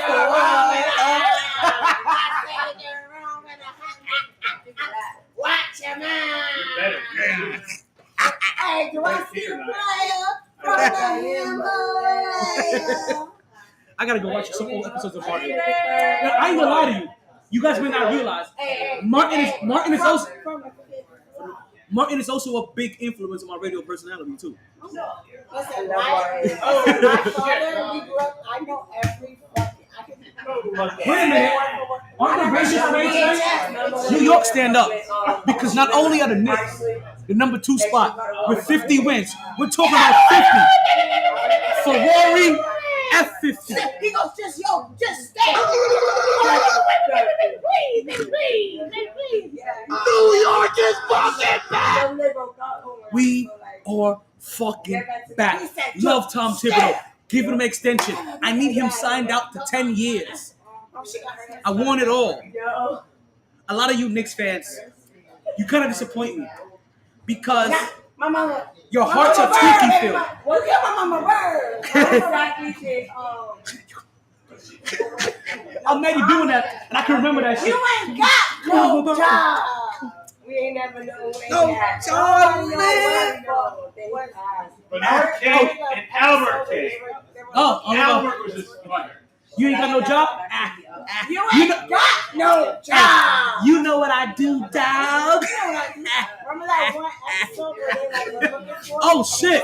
It's one of my longtime co-hosts. It's the light-skinned nigga of the bunch. You call him El Chapo. This is Mark, Rabbit, T, and everybody else. Oh, sorry. Rabbit, T, Kev, and everybody else. Get your ass back here. Did you watch the WNBA draft? Yeah. He said, Big Shirley, she like chicken. You see the print? I came out big Nick energy today. Check out my print. See that big Nick energy I got here? You like my print? We gonna see you playing. Now that's gonna be the surprise because Adam Day said that a lot of Knicks fans were a little reluctant. Jenny. I don't like people say that. Makes me nervous. It's me, motherfucker. I know. It doesn't stop my nervousness. The fuck? I ain't gonna pull no Listen, cords. I've I had know to what tell it you. is. It's the cords. I've had to and tell shit. you about situational awareness before. Spatial awareness. You get excited. You be like, "Oh shit!" I didn't do that. It'll be interesting if Miami. They play Miami instead of Philly. Well, we're gonna get there. So, and he's gonna pick you up. New York Knicks, a lot of fans. You disappointed me. You made me upset because your heart is Twinkie filled. You're fugazi. You're soft as fuck. You got doo-doo in your diaper. You hear what I'm saying here? Because a lot of you soft Knicks fans, right? Who I don't even know how your Knick gets hard. A lot of you soft Knick fans, you flaccid Knick fans, you I need blue chew Knick fans. Speaking of Blue Chew. Let's take a break so I can calm myself down because my blood is boiling. I don't want my blood to get hot. But I'm gonna tell you guys, Blue Chew. What's Blue Chew? Blue Chews happens to be a little blue pill to get you back your thrill. All you gotta do is open up this pack and head straight to the sack. Just a few chews before you do. It has the same active ingredients as Viagra and Cialis, so this is one opportunity you just can't miss. For a very low cost, you can be like a boss, and she will love how you come through like a champ when you Blue Chew in advance. And if you use my promo code of GSSS, you can get your first order of Blue Chew for free. When I say free, I'm talking about for the free. The only thing you have to worry about paying for is shipping and handling. But when I tell you it's worth it, it's worth it. I know some of you guys are saying, I don't need that shit. It's not about what you need, it's about what you want. And what you want to do is make sure that you do everything that you said you were going to do in her DMs. So when it comes to Blue Chew, it doesn't matter what kind of style that you on, right? Whether it's doggy style, froggy style, jackhammer style. I learned a new one. It's the, what is it called? The Oklahoma wheelbarrow, right? It don't matter what kind of style that you want. We have a Blue Chew for you. Because when it comes to Blue Chew, there's two things for you to remember. You chew it, and then you do it. And with Blue Chew, you may do all those positions I just talked about. So, Knicks fans, you really disappointed me. You were a little too soft in this. Too many of you were too comfortable losing yesterday's game so that you can deliberately fall to the 3 spot because your fugazi asses wanted to avoid Philly, who we've beaten fully healthy all year, or Miami. You're soft. You're Twinkie filled. You hate to be challenged. Your kids like participation trophies. Well, I think they were going to play Orlando, where they was at. No. Indy. I know. 3 spot. Indy got the 6 spot. Oh, Indy got the 6? If I'm not mistaken, let me double check real quick. No, I'm saying, but they were at 4. No, we was at 3. We were at 3. You started at 4, then you went to 3, and you had a chance for 2. When we came into yesterday, Yesterday. I don't care about 4 days. We're talking about coming into yesterday. Coming into yesterday's game, we were 3. Mm-hmm. That's where we're at. Stay with me. Milwaukee lost. And that's it. Milwaukee lost. We needed a bunch of stuff to happen because Orlando was playing Milwaukee. Milwaukee, I thought, was resting players. I didn't know Giannis has been hurt. Yeah. I forgot about that. So Giannis is out. Milwaukee lost. Orlando beats them. Orlando loses the 2 spot. Knicks win. We get the 2 spot. So Milwaukee finished with 49 wins. We got 50. Ferrari at 50. Let me say it again. New York is fucking back. Because even though it took us a struggle, we had to go into overtime to beat Chicago. Double fucking overtime. But we beat them. And that's all that matters. Now we got our spot. And now we sit back comfortably. For some of you, nervously, pussy, waiting, pussy. Who you want to play? Who I want to play? Whoever's in front of me. Strap them up. Strap them up. Strap them up. I don't care. Strap them up. I don't care. I don't care. I know where I'm at. Actually, you know where I'm at? I want Miami. There you go. Save your chest. Hold up.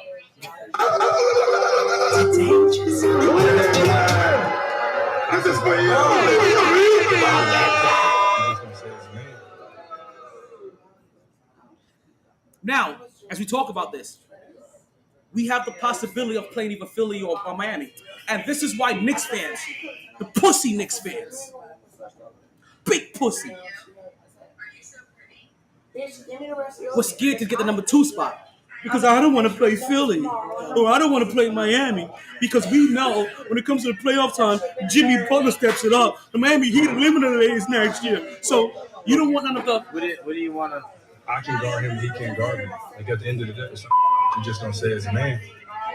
Because Jimmy Butler's out here talking this shit up. That's no fun. And it's not me. And none of my people. It's good. It's fucking Now, let's go off here. I prefer Miami playing Boston. I do want Miami to play Boston. I wouldn't mind taking Philly either. Philly's kind of banged up. Now, far too often too, right? Ultimately, what I wanted is 50 wins. Let everything else happen, whatever happens. Which means that if Milwaukee would have won, I still got my 50 wins. We're third. But we have to take this seriously. You can't go into the playoffs thinking it's okay to take off games or relaxing or resting. No, keep your foot on the gas pedal, gas pedal. That's what they're talking about. That's why they're talking about LA. They should lose. So, but no, LeBron tried. So they don't play Denver. But they tried though. That's the reason why they fell out the number. This is the reason why they a couple weeks ago, Minnesota was below Denver for the number 1 spot, and Miami was sitting out sitting to fight for the 8th spot, whatever it is. They let Minnesota beat them, so that Minnesota get the number 1 spot over Denver. Actually, Oklahoma has. Wait, that was then. Oh. That's what I'm talking about. Then 3 weeks ago, I said. No. You have me. I'm talking about tomorrow. That was Knicks. We sidetracked to a different story. I'm talking about yesterday, not tomorrow. Yeah. Big glows tomorrow. Best case scenario for me. Oh shit! For me, we got the trifecta. What the fuck? I see your print from here. I can see your print from here. He came with the big Nick energy. Look at that big Nicker over there. That's my dog.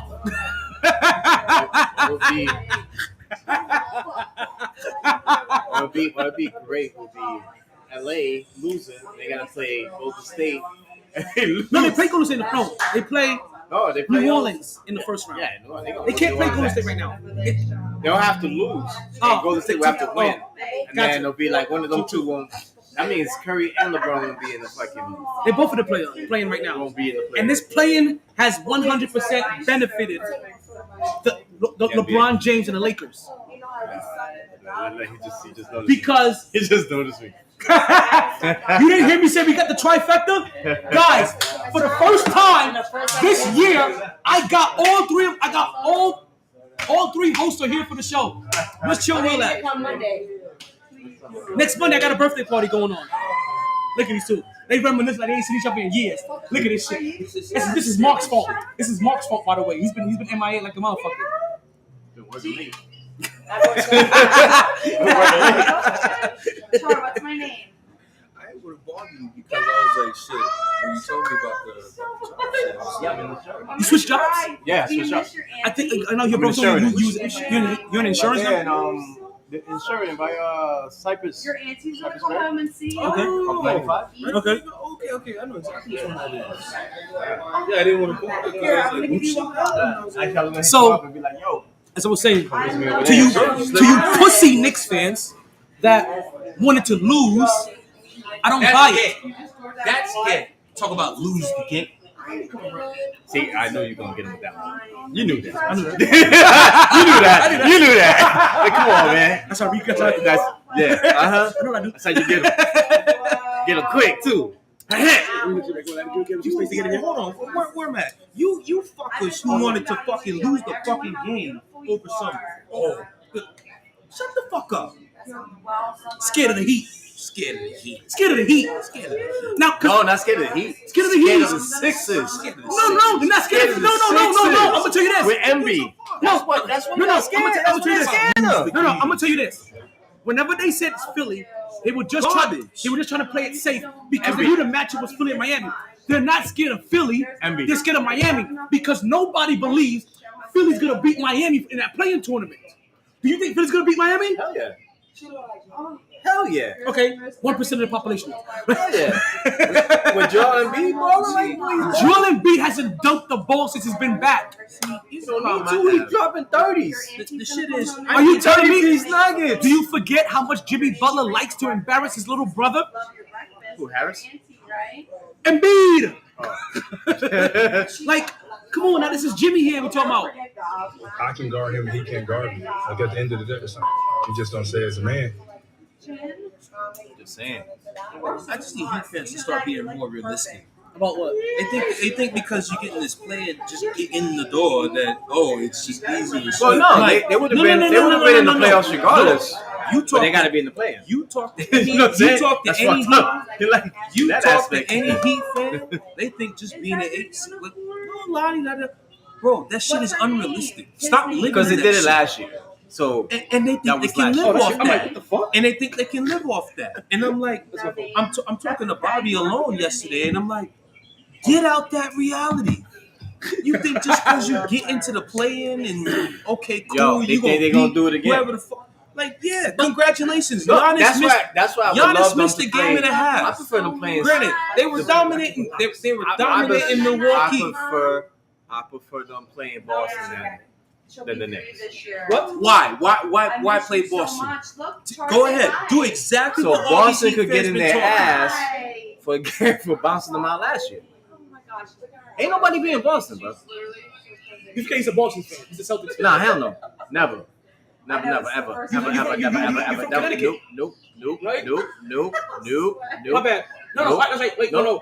I like Lakers, Timberwolves. Hell no, I got Warriors. I hate the Lakers. Bulls. I hate motherfucking Seattle. Phoenix. Bulls, I'll take that. So you Phoenix, just I'll listen to take that. all colors of the rainbow. Except green, motherfucker. He went Chicago, Phoenix, wait, red, orange, yellow, Lakers, green. Who's green? Milwaukee. Who's Boston? Green. Blue. Who's blue? Nope. Who's blue? No. Who can we give him blue? Charlotte. Indigo. No, don't do Lakers. Don't do that to me. Listen, man. I gotta ride with Brooklyn during the good days and the bad days, bro. Yeah, man. I still ride with them. Yo, how funny is that? I need these Heat fans to understand reality. How this shit's not reality. Let me address that. I'm gonna tell you why they feel like that.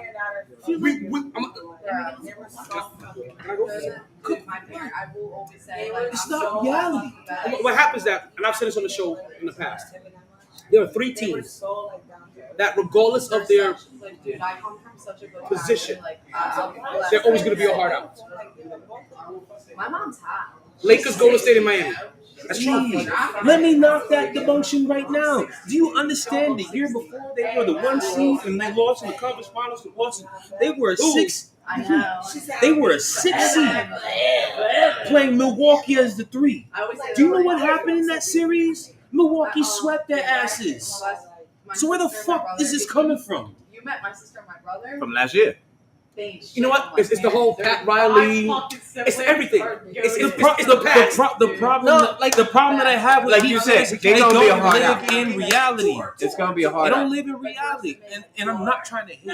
They gonna be a hard out. I'm not trying to hate. I'm hating. I'm not trying to hate.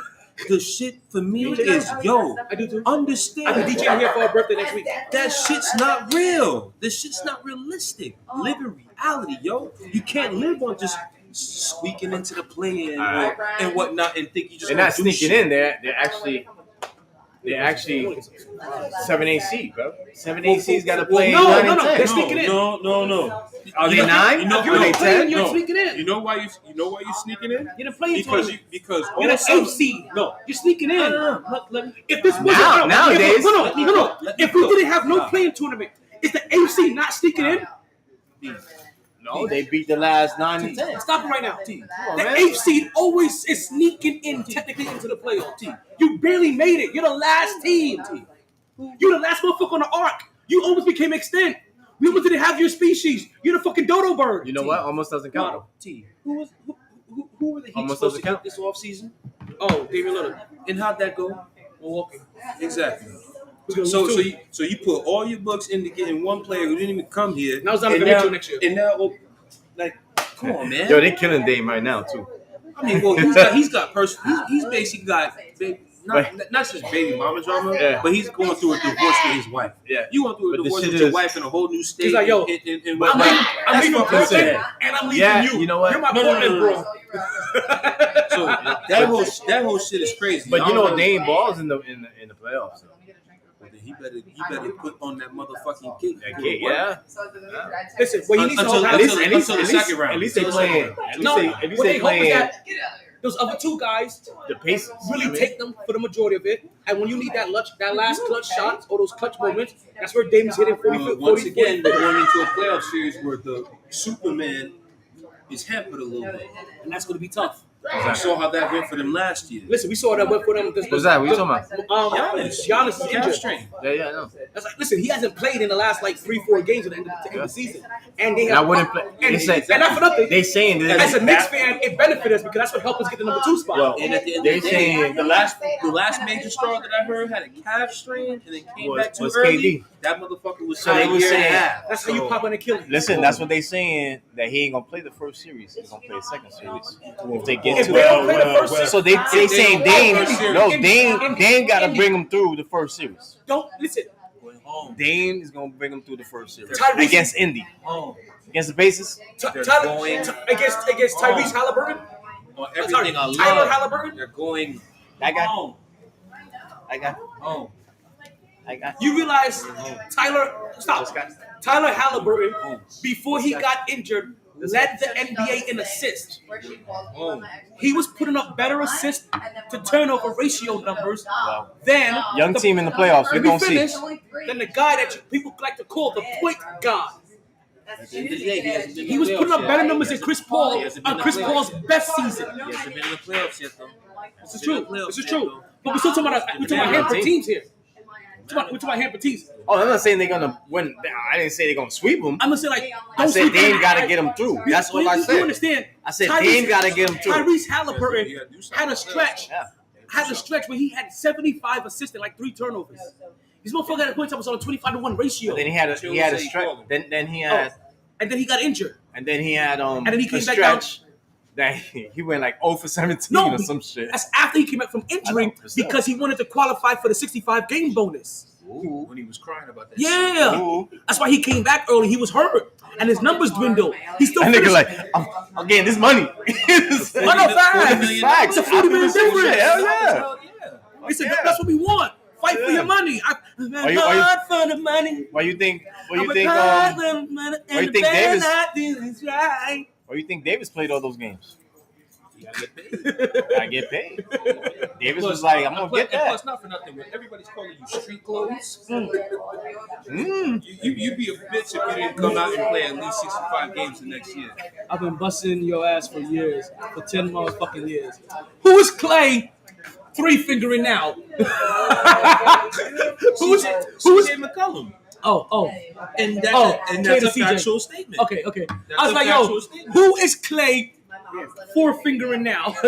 Because you know he gets upset or they piss him off. He starts 4-fingering people. And he has every right to do so.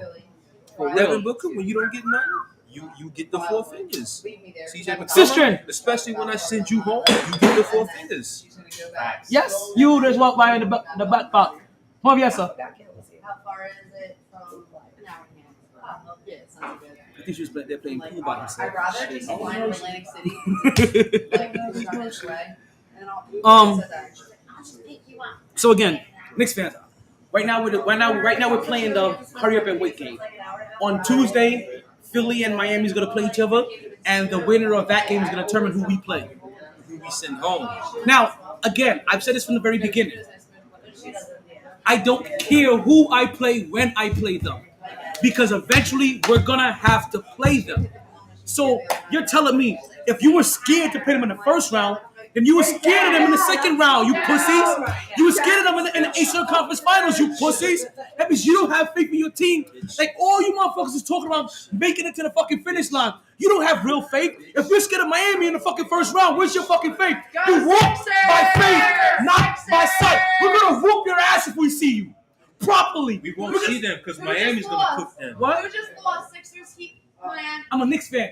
Check out my print. Exactly. Big Nick We can get- energy. we can Wait, hold get on, two one shits second. about the Do you not see my print? New York. Big Nick energy over here. You see this Big Nick over here? See, look at my print. You know my I'm print? gonna look up the Look stats. at my print. He's gonna take y'all out. Knicks versus Sixers stats. Oh, we smoked we y'all. whooped We your smoked ass y'all bitch all asses. season. Oh, It yeah. may be 3-1 if I'm not I love mistaken. Tyrese Maxey. If you're watching this, I love you, baby. We respect him. I love You Tyrese, bro. I do. We respect him. I put I you do on. respect. You. That was in shitted college. I don't give a shit. I don't give a shit. I don't give a motherfucking I shit. didn't disrespect him. You sure did. Ah. You sure did. I see you, Chill You Will. sure did. You sure did. Oh. Yeah, we cooked that ass all year. Don't worry about it. Don't say nothing. Now that I got everybody with me. Don't say nothing. And no, I remember the scores. Yo, Mark has not heard your intro. I remember the scores too. If you want me to go down that. Hey, yo, 128. So let me got everybody here. Let's get chill on here first. Drop takes, don't you? Just like in drumline. Drop takes, don't you? Sir, yes, sir! Well, if you're going to drop takes, you might as well go ahead and drop them expeditiously. That's what I said. We went 3-1. The other three, we cooked that. And you see how ugly those games are? You understand 79 points? It scores from the 80s? That's a shutdown. You're not around with us, brethren. We don't believe you. You need more people. Yo, listen here, Pickle Bunny. You're not up on this trend. Like, and then let's get KJ in here. Just worry about getting the Eagles on track. With the storm taking over the U.S. A little more aggressive with a feature that is just coming off of Africa and eventually moving into this region. Just up the road from 10 by the first wing, just go get it from drop-off, time to sit there, go. Very warm. Surprise is starting to heat up as well at 1,300 degrees. I'm not authorized to evacuate. I think steel boils at about this temperature, so Cave Creek, there's probably nothing left up there. Not your dad, but I would get out. Don't make unnecessary journeys. Don't take risks on treacherous roads, and don't swim in the sea. Incredibly, people have been spotted in the water. The world is empty. So don't even bother reading up there. It's not going to be worth it. Love to see it.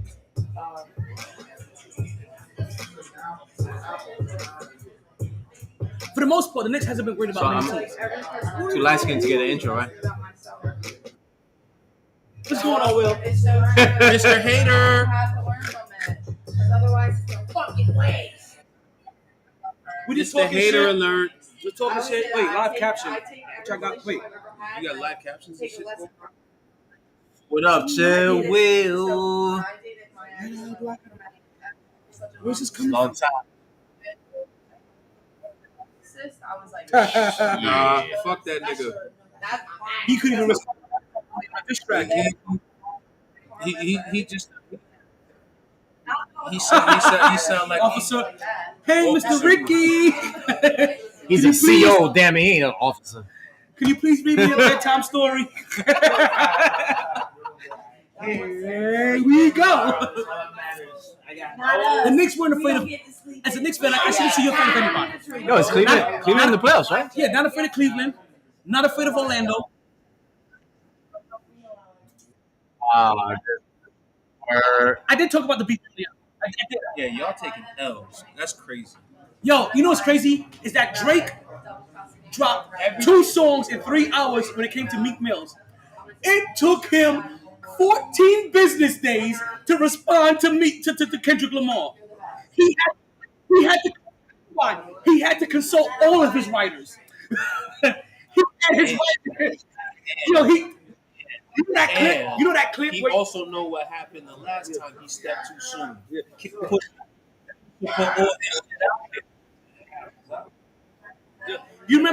see that clip where if you put like 50 monkeys in a room, somebody could type up the best novel? He had all of his ghostwriters in a room type up the best track. Sorry. It don't matter because the shit went crazy. J. Cole was the one. I'm gonna take it back to some. J. Cole fucked everything. Listen, I'm gonna take it. Fucked He was like, "Yo, I got love for the dude. I can't." This is hard for me. Like I can do this, but that was listen. It was. I'm gonna say this. I can't make me try. When it comes to Drake, I'm gonna take it back to a previous beat. Shit. We don't believe you. You need more people. Yeah. That's it. The bars is crazy. The bars is crazy regardless. We don't believe you. You need more people. You're a hater. You're a hater. You're a hater. You're a hater. You're a hater. Haters.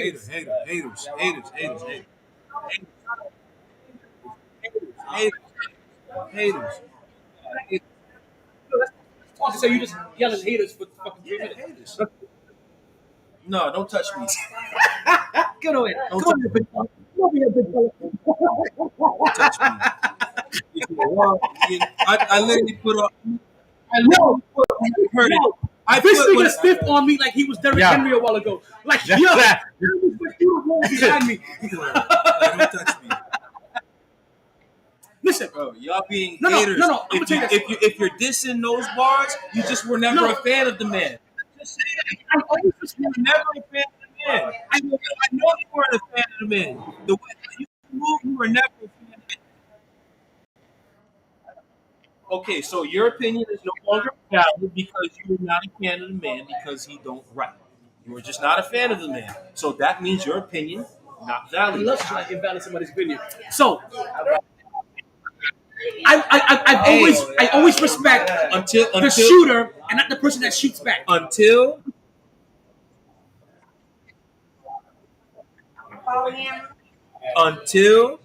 Kendrick comes out. Came out first. Until Kendrick come back with his dish, killing Drake. Until no. Hold on. Kendrick was like 3 years. Hold on. No. Hold on a second. Hold on a second. Shut up. So hold on a second. Drake and J. Cole came out with First Person Shooter in October of 2023. When did Kendrick come out with that verse? 2 weeks ago. So if we want to do all this, it took you 2 weeks to respond to bullshit. What you mean it was? Are you? There was way more lines than that. There was way more lines than that. And what are you talking about? It's hard.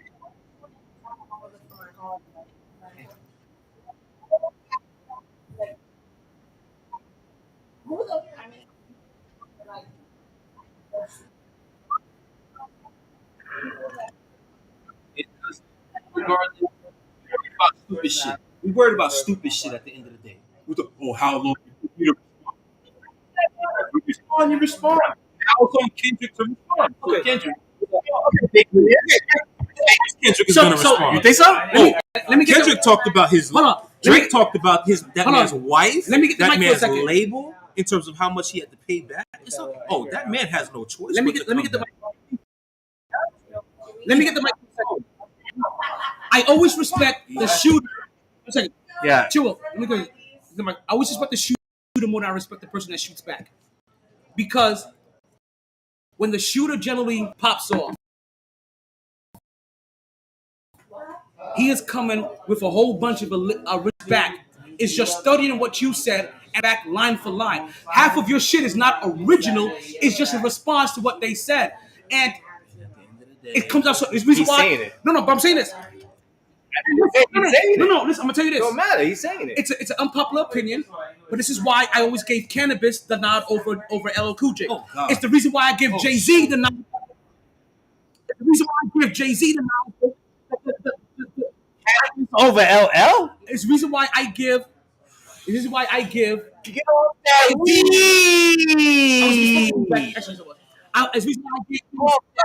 It's the reason why I give Jay-Z the nod over Nas. It's because it's the person that I give Jay-Z. All Nas did, all LL Cool J did was listen to his instinct. Couldn't say anything original about him, and just try to rebuttal everything he said. Rebuttal rap is whack. He said. So wait a minute. You got feces all over. Jay. That's a garbage take. Man, so listen. That's a garbage take. So I diss you. I start the shit off and diss you. You respond. So your response is automatically shot because the fact you responded. No. All I did was just defend every single line that you said. I'm just defending myself. Oh, nigga, I don't got size 7 shoes. I got size 9. So and you don't know how to rhyme. So what? That's whack as fuck. Say some original shit. That's garbage. How he came to you originally? Say some original shit. Pull up some shit that has nothing to do with what the fuck he said about this. So he's supposed to 50% of your rhymes is just rebuttals. That's not. So he's supposed to respond differently. Respond more creatively. Come up with your own shit to go at him. That's garbage. No, you're garbage with that take. That's a garbage take. He came at at you originally. You can't come out here originally. All you can do is respond to what he said. If someone comes out with some outlandish ass shit about you, you have to defend it. Yeah, you defend that, and then you put a little cherry on top. It's more than a cherry. 50% of those rhymes is just breaking down what they said and responding to it. That's not really an original battle rap. It's a response. You're a comment section. So basically, Talon is saying if you start the beef, you automatically win because you started the beef. Just don't have the 50% of your battle rap response be a direct response to what they said. Oh, you said I got size 7 shoes? My shoes are size 9. You said I sold 1.2 mil? I sold 1.4. You said I got no fans in France? Oui, mon chéri. Like, I'm sorry, you're not doing anything but being like, oh no, it's not this, is that. It's not this, is that. It's not this, is that. At the end of the day, you know what you sound? Whack. You know what you sound? You sound like a nitpicky ass motherfucker. That's what they sound like. You're a nitpicking ass that's what they sound like. Little nitpicky ass niggas. Somebody need ass motherfucker because at the end of the day, if you listen to I hear it. It's nice. It's not harder. I hear it. It's nice. It's not harder. If you listen to the shit, strip the person who said listen to the bars, you're like, yo, I ain't gonna lie, you came for this nigga. Now we have to sit and wait. I hear that though. It's not harder than the original because you just did a crazy ass response. At the end of the day, all right, your point is right. So Kendrick says something. Those bars are nice enough. Drake responds to what he says. It is what it is. And then when Kendrick responds, when Kendrick comes again, Drake's gonna respond to what he said the second time. Your first response can't be a rebuttal. Oh my God. That's what I'm saying. That's what I'm saying. Your first response can't be a rebuttal rap. Garbage. You gotta rebuttal some shit. No. You need to come back at them. He came at you. 50. I understand that. Most of these things it's why I've always disliked it. 50% of your rap is just a rebuttal. So then when Kendrick comes again, he's gonna rebuttal to him again. And then he's gonna rebuttal. Your first response. Listen to me. Kendrick is gonna respond. He's gonna respond to those accusations that Drake put. You already put it out there though. I'll put you back. A rebuttal. No. That's very loosely. I'm not telling him not to punch back. I'm saying punch back originally. You don't have to just go there and just respond to everything. Go at him. Go at him hard. No, he didn't. He responded to that nigga disses against him.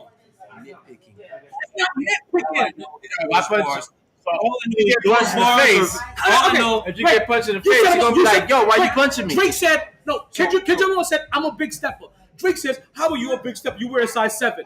You didn't think of any original bars. You just saw what he did. You added it and added some shit on the end. So, Tyler, let me ask you this: are those your Kendrick Lamar? I'm not saying it's not.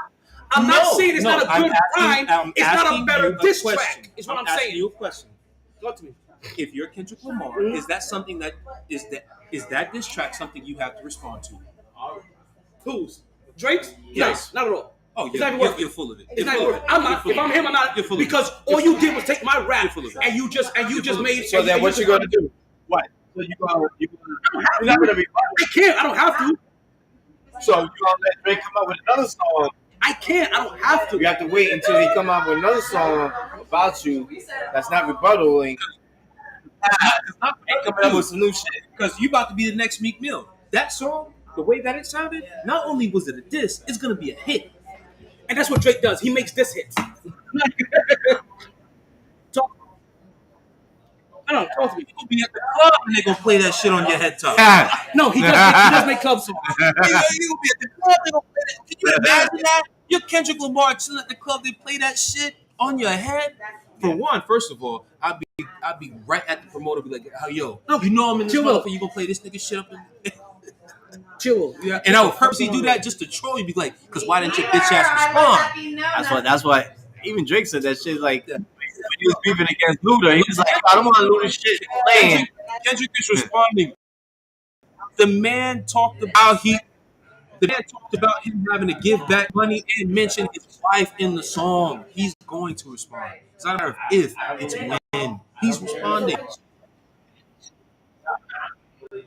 That's why I don't know what I'm talking about. Another man talk about your wife in a song. He doesn't have to, but he will. He doesn't have to. Another girl, your wife in this track. You respond. Now, in Kendrick's This is now his second diss, right? So what he can do, he can do some rebuttal. He can here, right? You might do a back and forth exchange, right? But remember, he came with What I'm saying is that your first response just can't be just me rebuttaling and trying to refute everything that you said. I came at you hard. But J. Cole didn't come out. He didn't rebuttal shit. He just came out and said shit. Actually, J. Cole's is kind of pretty fucking original. That's what I'm saying. No, J. Cole didn't directly go and respond to any one line that Kendrick did. He came out with his own original diss track. His lines are way harder than Drake's. Listen, I understand what you guys are saying. No, I understand what you guys are saying. I have always judged battle rap by how original your flow is. You just, if 50% of your rap is just a response, it's gay to me.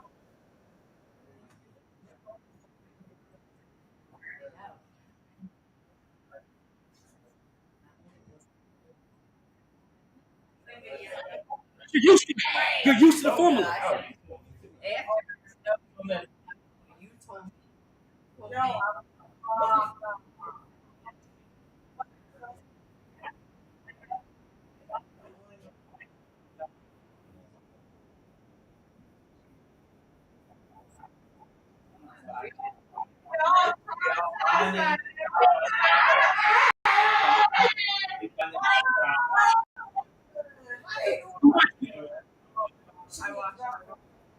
We watch a lot of.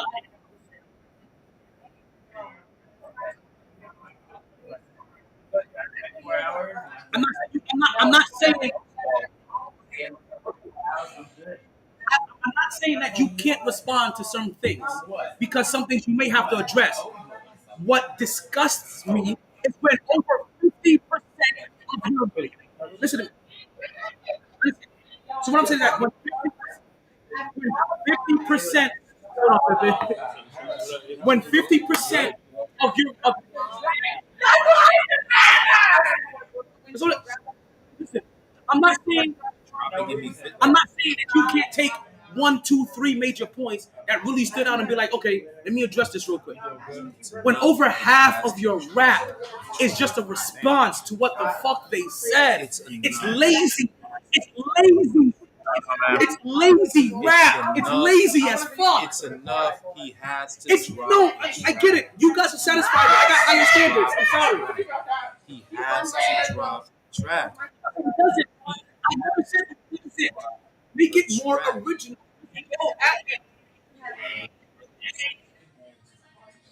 Exactly. He had to. Come on now. That song is not even. Come on now. It was Kendrick, ASAP Rocky.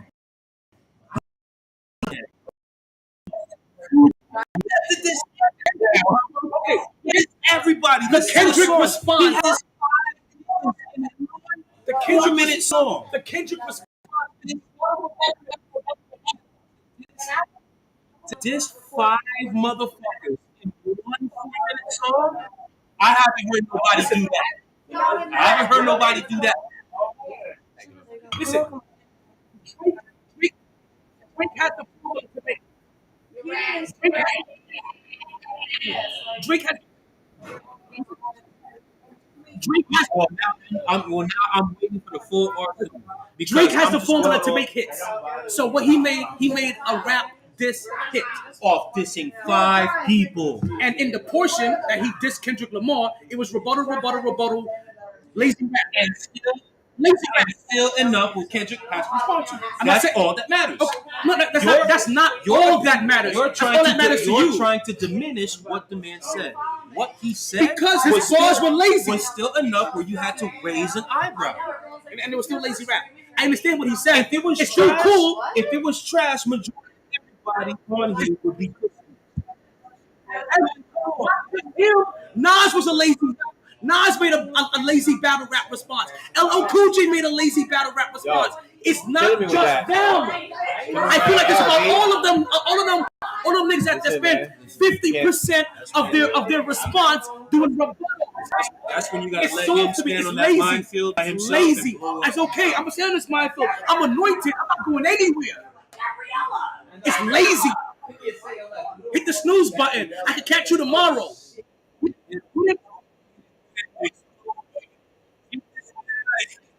Even though.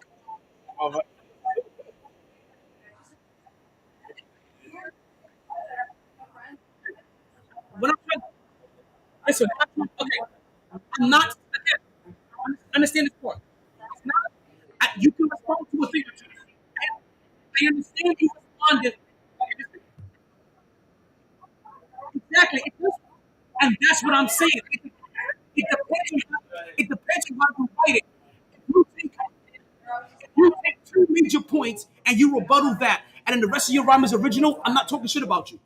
But when more than half of your response is just a rebuttal, that's lazy. You didn't think of any real original thoughts. You just wanted a way to defend yourself. I'm just defending myself on track. I'm not coming with anything real original here. So coming at the man about how much money he has to pay back to his company is not original. That's about his wife. He made a chorus dissing the man about how much money he had to pay back to his own company. Okay. And he made that one original diss, his hook. But you're shitting on the entire track. Because more than half of it is still a rebuttal. No, can we go around in circles? We're going around in circles. I wanted to talk about this dumb shit. We're going around in circles. Chill Will wanted you to talk about this dumb shit, not KJ. Chill Will wanted to talk about this dumb shit. I find blame Chill Will. I find a lot of people that respond on battle this is a personal belief. I find a lot of people that respond, that do battle raps, that respond, I find them to be lazy. This is my opinion to a lot of them going back for 20, 25 years. They do lazy rap. You guys, it's still nice.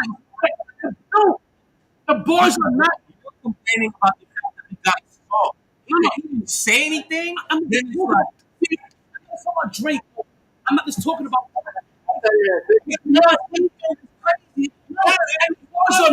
The bars are nice and they sound good. All you did was a rebuttal, nigga. You're a script. You're a salesman.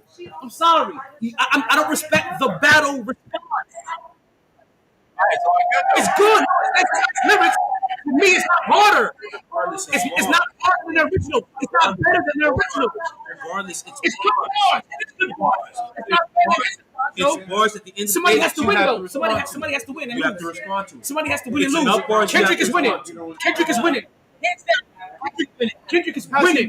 Kendrick is winning. He has to respond. If his response is not good, First of all, his original is still better than Drake's response. But Drake dissed him in October. It took his bitch ass now to respond. But I'm saying it's 2 against 1, though, isn't it? No, 5, 6. But then again, like I said, that means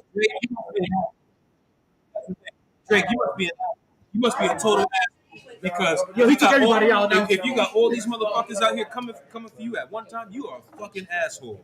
Straight up. You got all these snakes in your garden.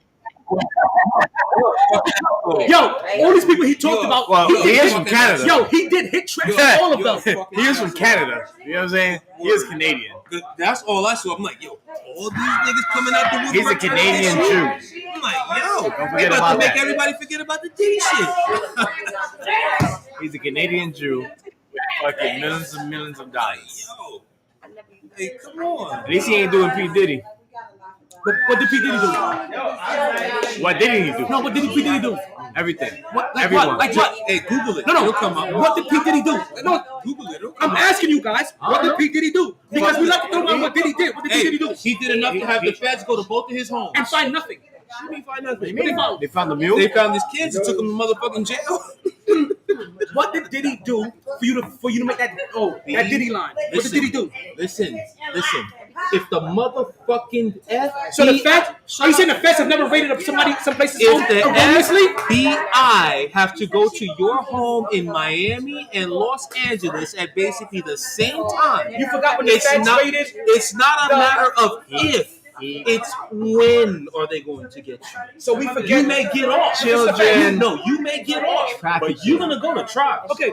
You're gonna go to trial. Hey, No, look at that. if you go to the airport, just walk to the airport right now. I asked you a specific question. I'm looking for answers. You guys are loosely saying, "Oh, what didn't he do?" I'm actually asking you, I just what said did he do? children trafficking. What children did he traffic? Motherfucker's the one that. What child did he traffic? Name one child he trafficked. Name one evidence of a child he trafficked. Roll that out. They gonna file that shit out. Oh, so this is speculation. No. So did he? What child did he traffic? You haven't said. Yeah. For one, I didn't bring up the Diddy shit. That's your cosign.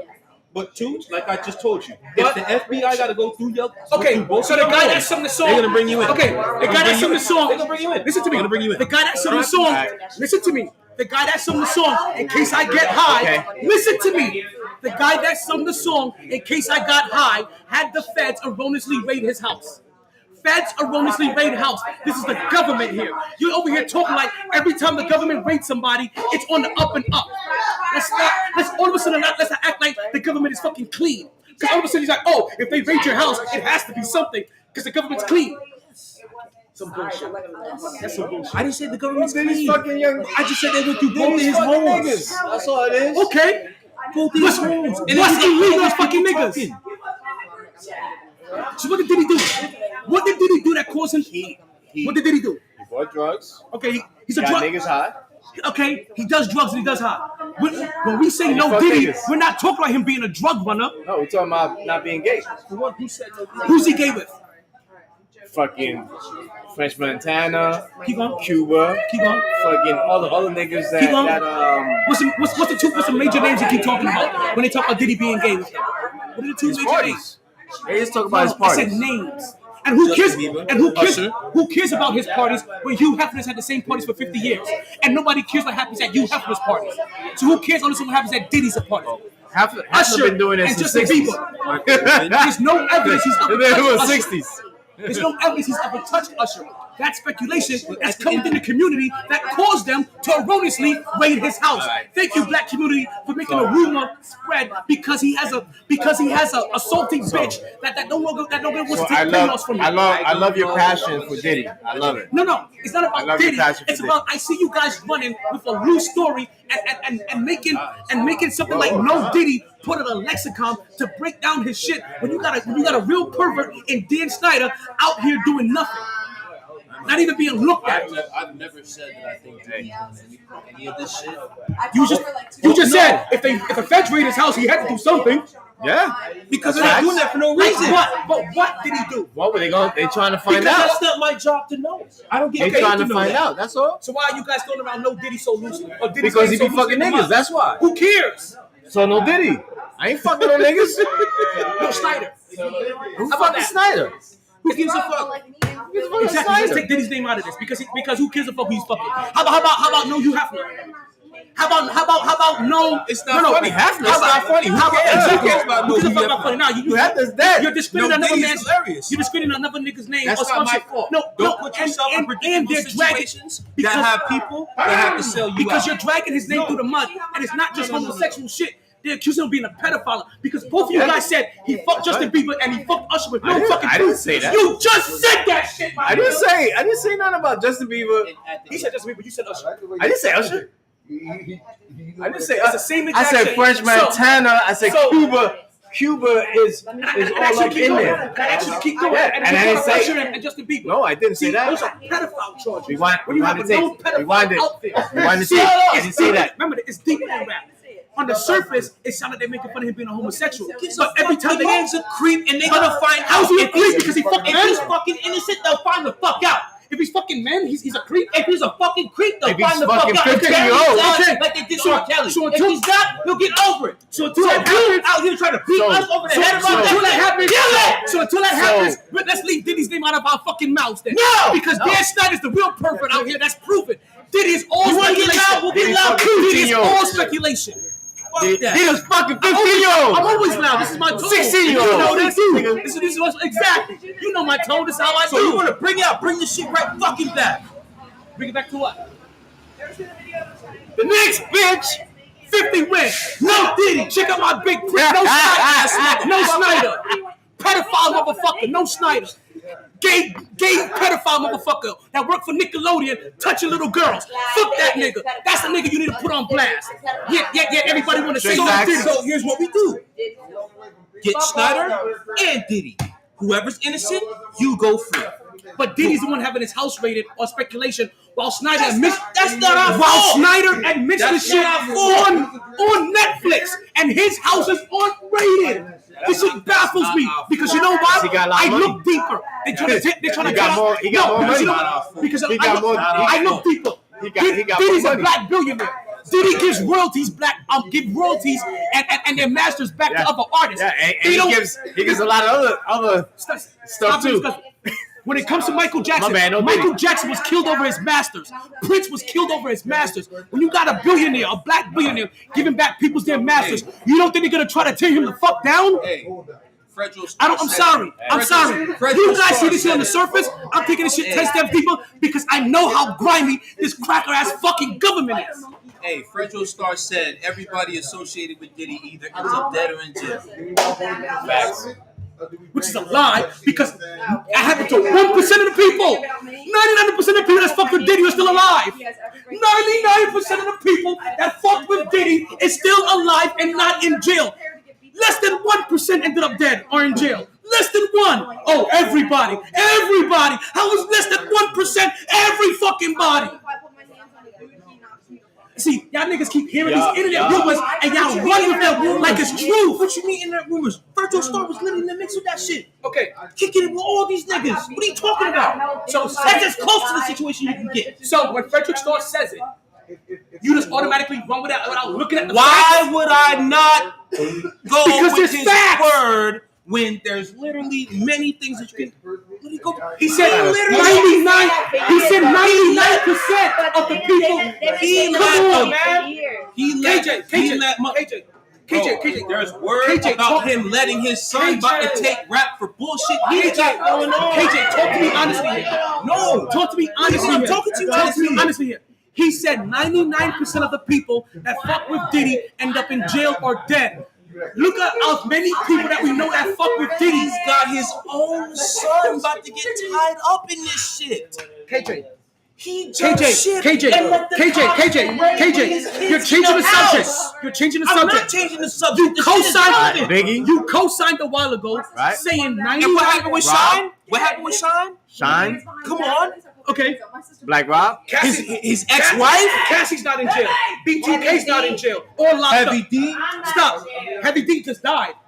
Well, he died. Okay. I can give you 99 people that fucked with Diddy that's not dead versus the 3 that you're talking about. None of them even say anything. So let's talk. You said 99%. 3. I said 99%. You co-signed it. I'm telling you what the fuck you co-signed it. You co-signed it here. You co-signed that shit. Who is 3? Heavy D. And Heavy D was even underneath his watch. Shine went to jail. Black Rob went to jail. Biggie died. Police. I'm going right now. No Diddy. Craig Mack. I don't remember what happened to Craig Mack. Craig Mack go to jail? No Diddy. I'll be sure. All I know is it's enough where they gotta look into. Okay. It's enough where they gotta look into. It's still not 99%. It's enough. If 99% of the people were dead that fucked with Diddy, the Locks would be dead. Even what's the name? B2K would be dead. Cassie would be dead. This is the biggest Diddy fan I've seen in my No, life. I'm being realistic. You are the biggest No. Diddy fan I've ever seen. You're mistaken. They're investigating, so let them know. You're mistaken. It's not even over yet. You're mistaken fandom that just looks like government reaching bullshit to tear down a big black mogul. That's what I see. So when he's innocent, it'll be proven, and then everybody has to shut the fuck up. Until then, I'm not going to talk about him like he's guilty then. This person thinks it's this. It is what it is. So like you said, it is what it is. Until you find your end result, you're okay talking about him. Until you find the end result, You do what you got to do. Until then, let's move the fuck on. Until you get the end result, you are perfectly okay talking about Diddy like he's guilty. Until I get the end result, I'm going to talk about him like he's innocent because the system says innocent until proven guilty. And until I don't get speculations from bitter bitches or the government going after him, I'm gonna wait before I tear his name down and his reputation out. Why did the government go after He's a drug lord. No, bro. Hold on. And last I checked, that's a motherfucking crime. He's not a pedophiler, which is what no Diddy references. That's what I'm saying. Yo, talk to me, Kev. Check this out, right? I don't care. He sells drugs. Who gives a fuck? He's El Chapo. Sell drugs. Bro, this nigga's been doing this. But they're not investigating him for drugs. They're investigating him for child paraphernalia and improper activities with minors. It's enough for them to raid his house. It's an allegation. 3 houses. Speculations at the time. Allegations. Say it right. 3 houses. 3 houses. Raiding 3 houses. Cali, New York, and so you raid 3 houses and you find nothing but drugs. You call it cops on your neighbors. No, when you were looking for sex shit. No. You can't say that. I've seen the feds raid. Yo, who's that nigga's name that sung that song in case I got high? I saw them raid his house. They raided Redman's house and found nothing before. They raided, they raided Birdman. Remember that guy from the Miami Heat? They raided his house. No. KJ, who's going after him? KJ, do you remember them raiding the Birdman's house? Did they find nothing? It doesn't matter. So they had to look into it. So they raided him for no reason. An investigation. They raided him for no reason. And you know what it was? And you know what it was? His IP address popped up as a middleman on some other shit. He was a bounce point, and they raided him. So you saying the feds are only going to raid your house if there's a reason? That's bullshit. I've been part of this government. That's bullshit. It's investigation. Pass the investigation. So let me ask you this. They investigate you for one thing and they find something else. They investigate him for legal sex activities and they happen to stumble upon him being a drug lord. For what? No. Selling drugs is right. Do the right fucking thing. Listen, selling drugs is the American dream. This whole entire country was founded on selling drugs. We didn't land on Plymouth Rock. Plymouth Rock landed on us. Also, why not treat your people? Why not also treat your people right so they don't go talking? Because that's also the problem. It's your people talking. Bitter bitches. Why don't you treat your people bitter right? bitches that want out here coming out bitter bitches that want more civil suit money. Bro, what do you mean bitter bitches? Bitter bitches that want more money. It's all started with Cassie. Bro. So give her the fucking money and then go make this shit back so she can shut the fuck up. But she did, and she did shut the fuck up. But that caused he became guilty in public opinion, and it started a social avalanche. The only reason why Cassie started a social avalanche. If we're going on one bitch who hasn't dropped anything relevant since 2006, exactly. No. That's exactly. That's it though. That's not the only one. That's how it started. That's how it started. Her irrelevant ass was only known. No, it doesn't have nothing to do with music. It has nothing to do with music, bro. She was on his arm. All these other bitches that he done fucking did shit to, if he did it allegedly, they were in the hotels. We don't see them. Cassie made it. The only reason why she got was, bro, she's known. Like we see. He was her. his girl. Like like she's on the red carpet. This is money when the MDA expires. Yeah, so she's just searching for money. Shamika from the Bronx. She would say anything to get that money. As they should. What the fuck is a gag law? That whole trail don't stink for no reason. What do you mean? Yes, you can. He's a drug lord. I'll give you that. He did it, the drug lord. That whole trail don't stink for no reason. And at the end of the day, it's in court. I don't have to worry about saying anything. That's why I barely say anything, because I'm like, you know what? All that shit, they're going to find that shit out, whether he did it or not. And if he didn't do it, he needs a big-ass apology from many motherfucking people. You don't get one from me. Because I never had to apologize. But if he's guilty, I'm not going to erroneously convict you without proof. But if he's fucking guilty of sex shit, you drag nobody cares about drugs. You put him sex under the shit. same rug that you did with R. Kelly. They're not getting. They didn't raid. I personally don't think they raided Diddy's house to find anything, but. For people, Diddy knows everybody. Hold on. Houses. How's this? With that being said, I think they rated that shit for because like bro, everybody hangs out with him. Everybody knows him. He's been around a lot of government people as well. You feel me? And from what they've been reporting is that they had Diddy's lawyers.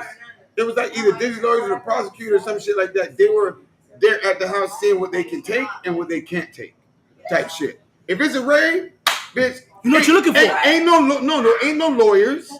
If you go in there, you obtain everything, evidence, and then you take it away, and then you analyze it, and then from there, that's when everybody comes in, bro. I bet you my money, he's like a black Epstein, bro. You feel me? He's like a black Hugh Hefner. No, Epstein. Hugh Hefner.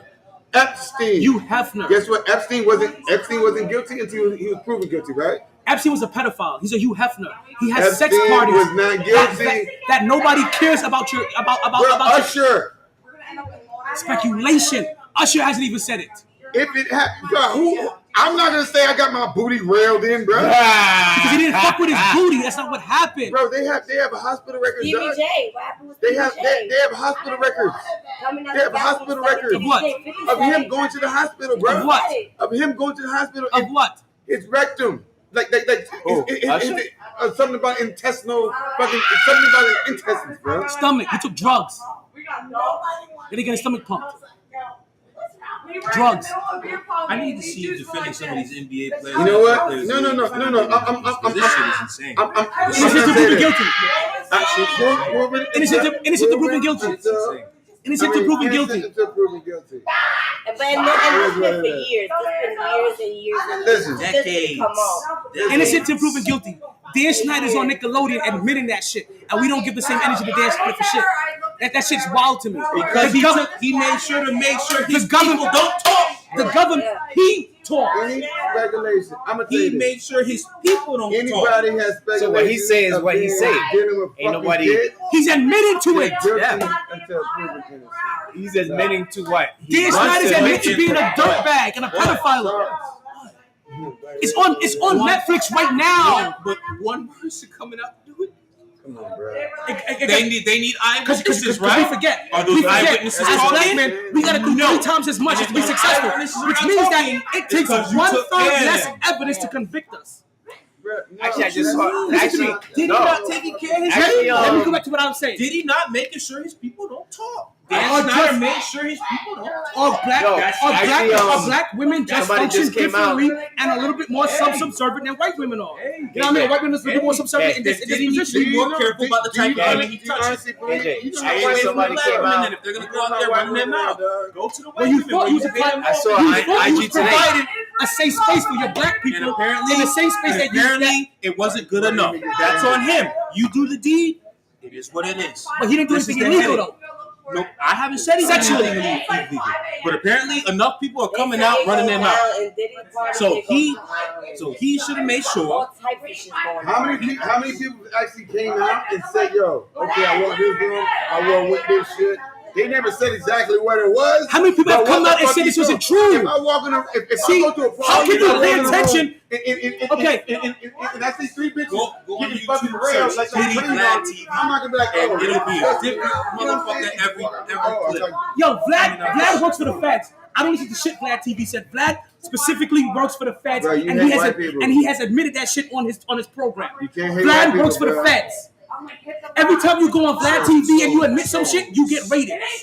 Everybody does. These niggas admit it though. How dumb Vlad admits he works for the feds. You got niggas who've been close to Diddy for years, have been going on that bitch within the last month, and just as if Wait, they're has Jadakiss said it? as if they're women sitting at the have the ground. locks- That is the feds. Why are they going? So Jada's a real nigga. So let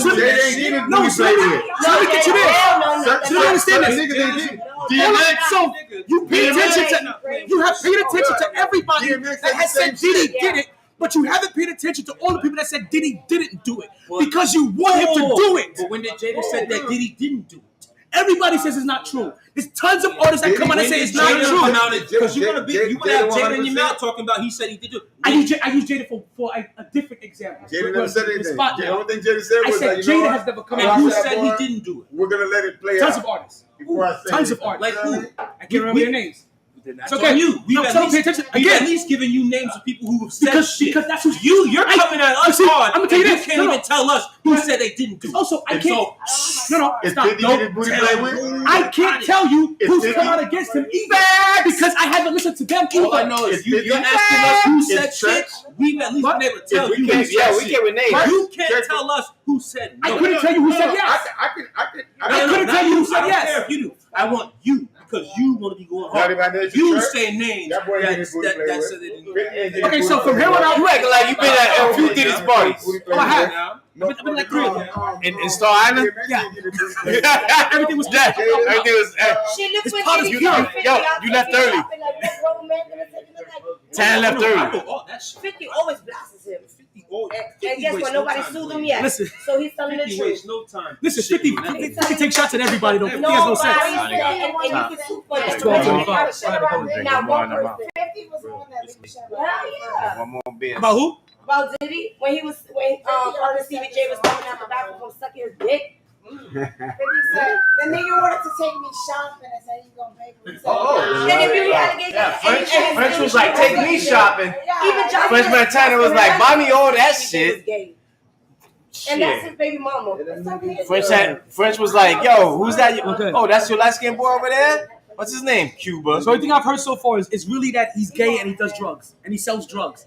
But he fucked young niggas too. But they been doing that shit. Which young niggas did he fuck? You know who's next to get exposed?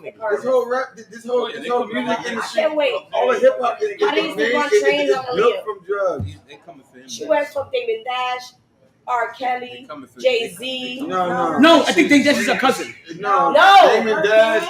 No, her parents was about that life. Damon Dash. Also, and R. Kelly was not her parents was about that life. Times were different in the 80s and 90s, period. She didn't know her daughter. You know what's crazy? What year it is? I know that. R. Kelly, yeah, she married. Yeah. For her to get married. They got paid. 17. She was different in the 80s and 90s. Bro, what the fuck? No, what are you talking about? That's still wrong. Wrong is wrong. You had signed documents. How old was You were fucked up. You defending Diddy bullshit, but then want to defend that fuck shit. All right, bro. I didn't feel anything. We're having a wedding in my I said we were house. fucked up back then. No, we're having a wedding. It's an intimate wedding. You know what I'm saying? I'm the pastor. No, you're a pastor. You and my fucking. You're a pastor. No. You ever heard That boy ain't never leaving the house, bro. He gonna be the freak, bro. They doing all this shit because they trying to get You know that old turkey? You're a pastor. That's what I hear. They doing all this shit to try to get to Obama. So, like I said, this sounds like a deeper government plot to me. They doing all this shit to try to get to Obama. Like I said, this just sounds like a deeper government plot. They ready now. They ready. And Diddy is the fall guy. Who did they fuck with as well? Obama. So they want Oprah too then? See, like because all of a sudden Oprah's pictures are now with Epstein, Oprah's pictures with R. Kelly, Oprah got pictures with Diddy. They come after her too. Do not allow them to keep systematically telling all of our black billionaires. This is a plot and a ploy to do such, and we're falling for it. We're falling for the banana in the tailpipe. We're falling for it. I ain't gonna lie, they go for Hope. Let's go ahead. See? Yo, I hate you. I hate you. I hate you. I hate you. Before I left, I was like, yeah. Hope stepped away way early. Come on. What? He sounds quick. But I'm a fair nigga then. Let me tell you this. If you think my energy is big now, if they come from Hove, I'm a really then I'll be taking up for someone. No, Hove bounce. He was like, nah, I'm good with that. Did you see this shit? Something feels off. I fuck with Diddy. Something feels off. The shit is with me. Like, she was all this shit not coming up. No I'm not fucking gonna reason. say it because, But if they go for Hove, I'm like, she was saying this nigga, for a I fuck long with you. time. God damn, what the fuck? You know, Hey, like, come on. he was dating Beyonce at 17. Let's act like he wasn't dating Beyonce while she was still underage. Since 98, 99. Not even him. He just wasn't bold. He just wasn't bold enough to go to her prom with her like some other people did in the past. Shout out to Kobe. But then again, Kobe was young. He was too. No, not Kobe. Shout out to me. Kobe and Brandy. No, shout out to me. So I was like 23. So And I was at a prom. The energy, right? But I married her. Ultimately, what I'm trying to say. But I married her. It's something that doesn't sit right. So they hold me on this whole thing, and it feels like it's a big government ploy to systematically not just take them down, but also discredit this whole. That's why I think the no Diddy thing is like it's a discredit. Listen, man, done. I get what you're saying. Because if he becomes, I get what you're saying. Listen. Let me. God damn, can I finish a fucking sentence? No, because you talk too much. If he becomes innocent, that no Diddy shit is gonna linger and still be a stain on him. Yeah. Even though people not gonna stop. 100%. So that's the reason why I believe I'm so animated against no Diddy. Because I'm like, if he becomes innocent, but you ain't gonna stop that. Diddy's gonna be a smear on his name. And but you ain't gonna stop even it. if he's innocent, you by yourself can't stop that. It's gonna always loosely tie him to pedophilia. But no, Diddy, he'll probably find a way to trademark that shit. He'll find a way to trademark that shit and get paid. Because like if y'all niggas gonna spit my name, but remember, it just feels this shit came in hot. Now it ain't. Shit cooled down. The shit cooled down. The Diddy shit. It's still too prevalent in the community. Yeah, but it cooled down. In the news, it cooled down. They did their part already. They infected our community already. Bro, they infected our community with the bullshit already. Kids could barely they already allowed us to use no Diddy, and they already added no Diddy to our lexicon. They've already fucked this man over. Yeah. That's what they wanted to do, though. They saw a the black youngins, on top of his game. The youngins get in and out of shit. In and out. Like, man, society. The person I'm more mad about is Bart Scott. Bart Scott's a fucking coon for that shit. He said that shit. He said that shit don't get him. He said that shit don't get him. He's a coon for that motherfucking shit. I was like, nice. That shit made me laugh. Take it further. Everybody that used that shit, I feel like you're a coon. Sharp is a coon. That's some coonery shit. That no Diddy. If black people say no Diddy, you're a coonery shit. That's coonery shit. Ocho said some gay shit on that podcast, and Chim like, come on, Ocho, no Diddy. I'm like, yeah. That dude in the draft said it. Again, he's a fucking follower. Coonery shit. You niggas just follow the best fucking fab that you got in. You think this shit sounds cool and you run with it. Use your fucking brain. I can't wait till those white people come after you guys because I'm not even gonna support you guys. Every single last one of you, when they come after you, shit. When they come after you, irrelevant football player. When they come after you ever, I'm gonna let them fucking roast your ass. No Skewer. No Schneider. All up in your ass. No Schneider. No, it doesn't hit the same. No Schneider. Because you know why you guys let Jews no get away with Schneider.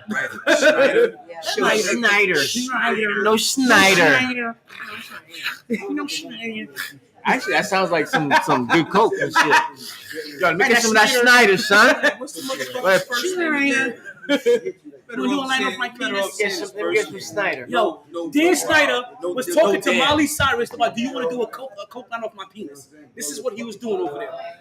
And we're letting him off the hook. I'm telling you, he got way more money. And Drake. If he touched you, you need to speak up. We need Drake on this. Because when Drake admits it, then it's over. When Drake gets involved that Dan Schneider was a real creep, it's over. But he's too scared to say that he has booty hole played with by Dan Schneider. Nah, light skins don't do that. What? We don't do booty hole. Oh, yeah, so you don't do affirmative action. That's right. We don't do booty hole. He's too light skinned for that. He's Canadian. This guy's Canadian. He don't give a fuck about American politics. Leave me out of this, A. I'm gonna do my response rap and just make my money, A.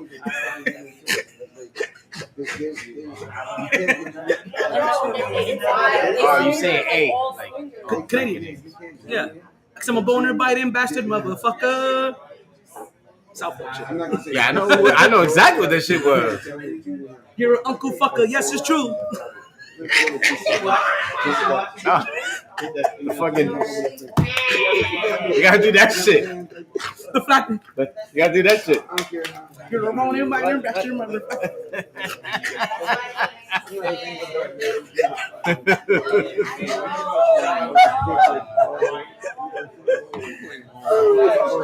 The podcast. The show's over. We're done here. It's 12:30. He lost his voice. Yo, I lost my voice like 3 weeks ago. It's gonna get proven. I'm just gonna sit back and relax. Listen, and if he's done it, I'm gonna come back on him and be like, you disappointed me, Diddy? Right? I ain't going to no more of your parties. I ain't going. I can't. And if he I can't go to your parties anymore. But I'm gonna play your albums on repeat. Yeah.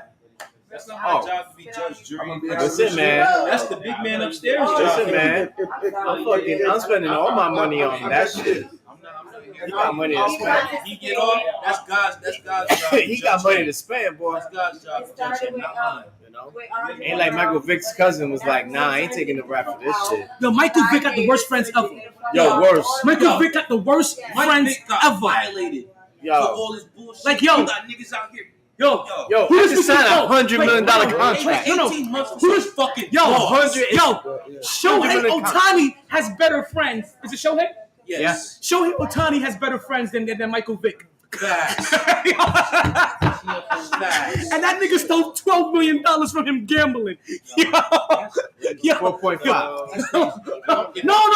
I'm sorry. No, they redid it. I'm gonna have to put some. Wait, KJ. I'm gonna have to make. Let me ask KJ. I know you haven't seen it yet. KJ, how much? Do you know how much money he stole from him? $15 million. So it's going back up. It's more than 4.5. No, yes. $15 million. The last time I saw it was 12. His fucking agent. Now his agent, his interpreter. His interpreter. My bad. Like nigga, you know English. I fucking translate your shit. I'm they stealing just your had money. him on IG today. Yo, they had. That's bananas. They had Showtime on IG talking about his sneakers. He's not talking about his cleats. Talking about his cleats. Listen, good English. I'm gonna let you know right now. That nigga know English. You're going back to Japan, and you gotta go see the Yokozakas. Whatever them niggas' name. The Yokozunas. The Yukazas. You go the Triads. You gotta go see one of them niggas. That nigga's like, nah, I live in LA. Because no. $15 million. He's like, I live You're in not LA. breathing. $15 million. You're not breathing. Hey, you didn't even notice it. Didn't even notice. Yo, how much money did you have to not notice $15 million gone? It's not about just the theft. No. It's not about the stealing. It's not about the stealing. Insult my intelligence, yo, to get Baseball player $15 million. had his interpreter steal $15 million from him. He didn't insult his intelligence. No, he did insult his intelligence. He insulted his intelligence. 15 mil? Not $15. Not $1,500. 15 mil? Intelligence for $15 million. You know who noticed it? It was his wife. He got married a month ago, and she was like, "Baby, where does $15 million go?" That's probably facts. Exactly. Because she probably thought he was creeping on her ass. That's the only reason she asked. You know what? That's a great analogy What right bitch there. you spent $15 million on? Truthfully, I take that back because she's Asian and culturally. She's good with math. No, culturally. No. You beat me to the punch. I feel you. She's good with math, damn it. Culturally, I don't know if he gives her access to. She would say, "What bitch?" Culturally, I don't know if he gives her access to review his books for her to be able to step out of her what I perceive to be her role. Or the lawyer and say some shit like the lawyer that. was like, yo, somebody was like, I don't know if she has that kind of. Now, so I said it in jest because that's what Americans would do. That's what we would do. That's what our spouses would do. I don't know. When he in America. Exactly. But his wife is. He's not even. No, but his wife is Asian though. His wife is 2 steps behind me Asian. I don't know if she can look at his books like that. So cool. Bro, this is not the fucking books. Yeah. Because if the interpreter was able to get away with 15 mil, trust me, wifey had access to that. She's like, no. Wait a minute. No. Seriously, you know how it got found out? Wifey had access. How it actually got found out? They were investigating the book the feds were. Because they thought he was gambling. No, it was before. It was before. They thought Shohei was on the shit. They stumbled on Shohei. They stumbled on Shohei. So they were investigating this bookie that was pushing high numbers. They understand his numbers. He was pushing high numbers. They started investigating him. While investigating him, they started finding multiple $500,000 transfers from Shohei. And then he got involved. Like I said, it's like Birdman being caught up in a raid when they're looking for some other pedophile nigga. Yo, 500 grand bets. He going through it in there. If you're gonna go big. Nigga, if you're gonna go big. When they say go big or go home, you're not breathing. Personally, I'm not letting you breathe. Personally, I don't want to flip that switch. What I want to do, I want the fluorescent light to flicker. I'm gonna cut you straight. I'm gonna make sure they touch you up. What the fuck is that? I'm gonna make sure they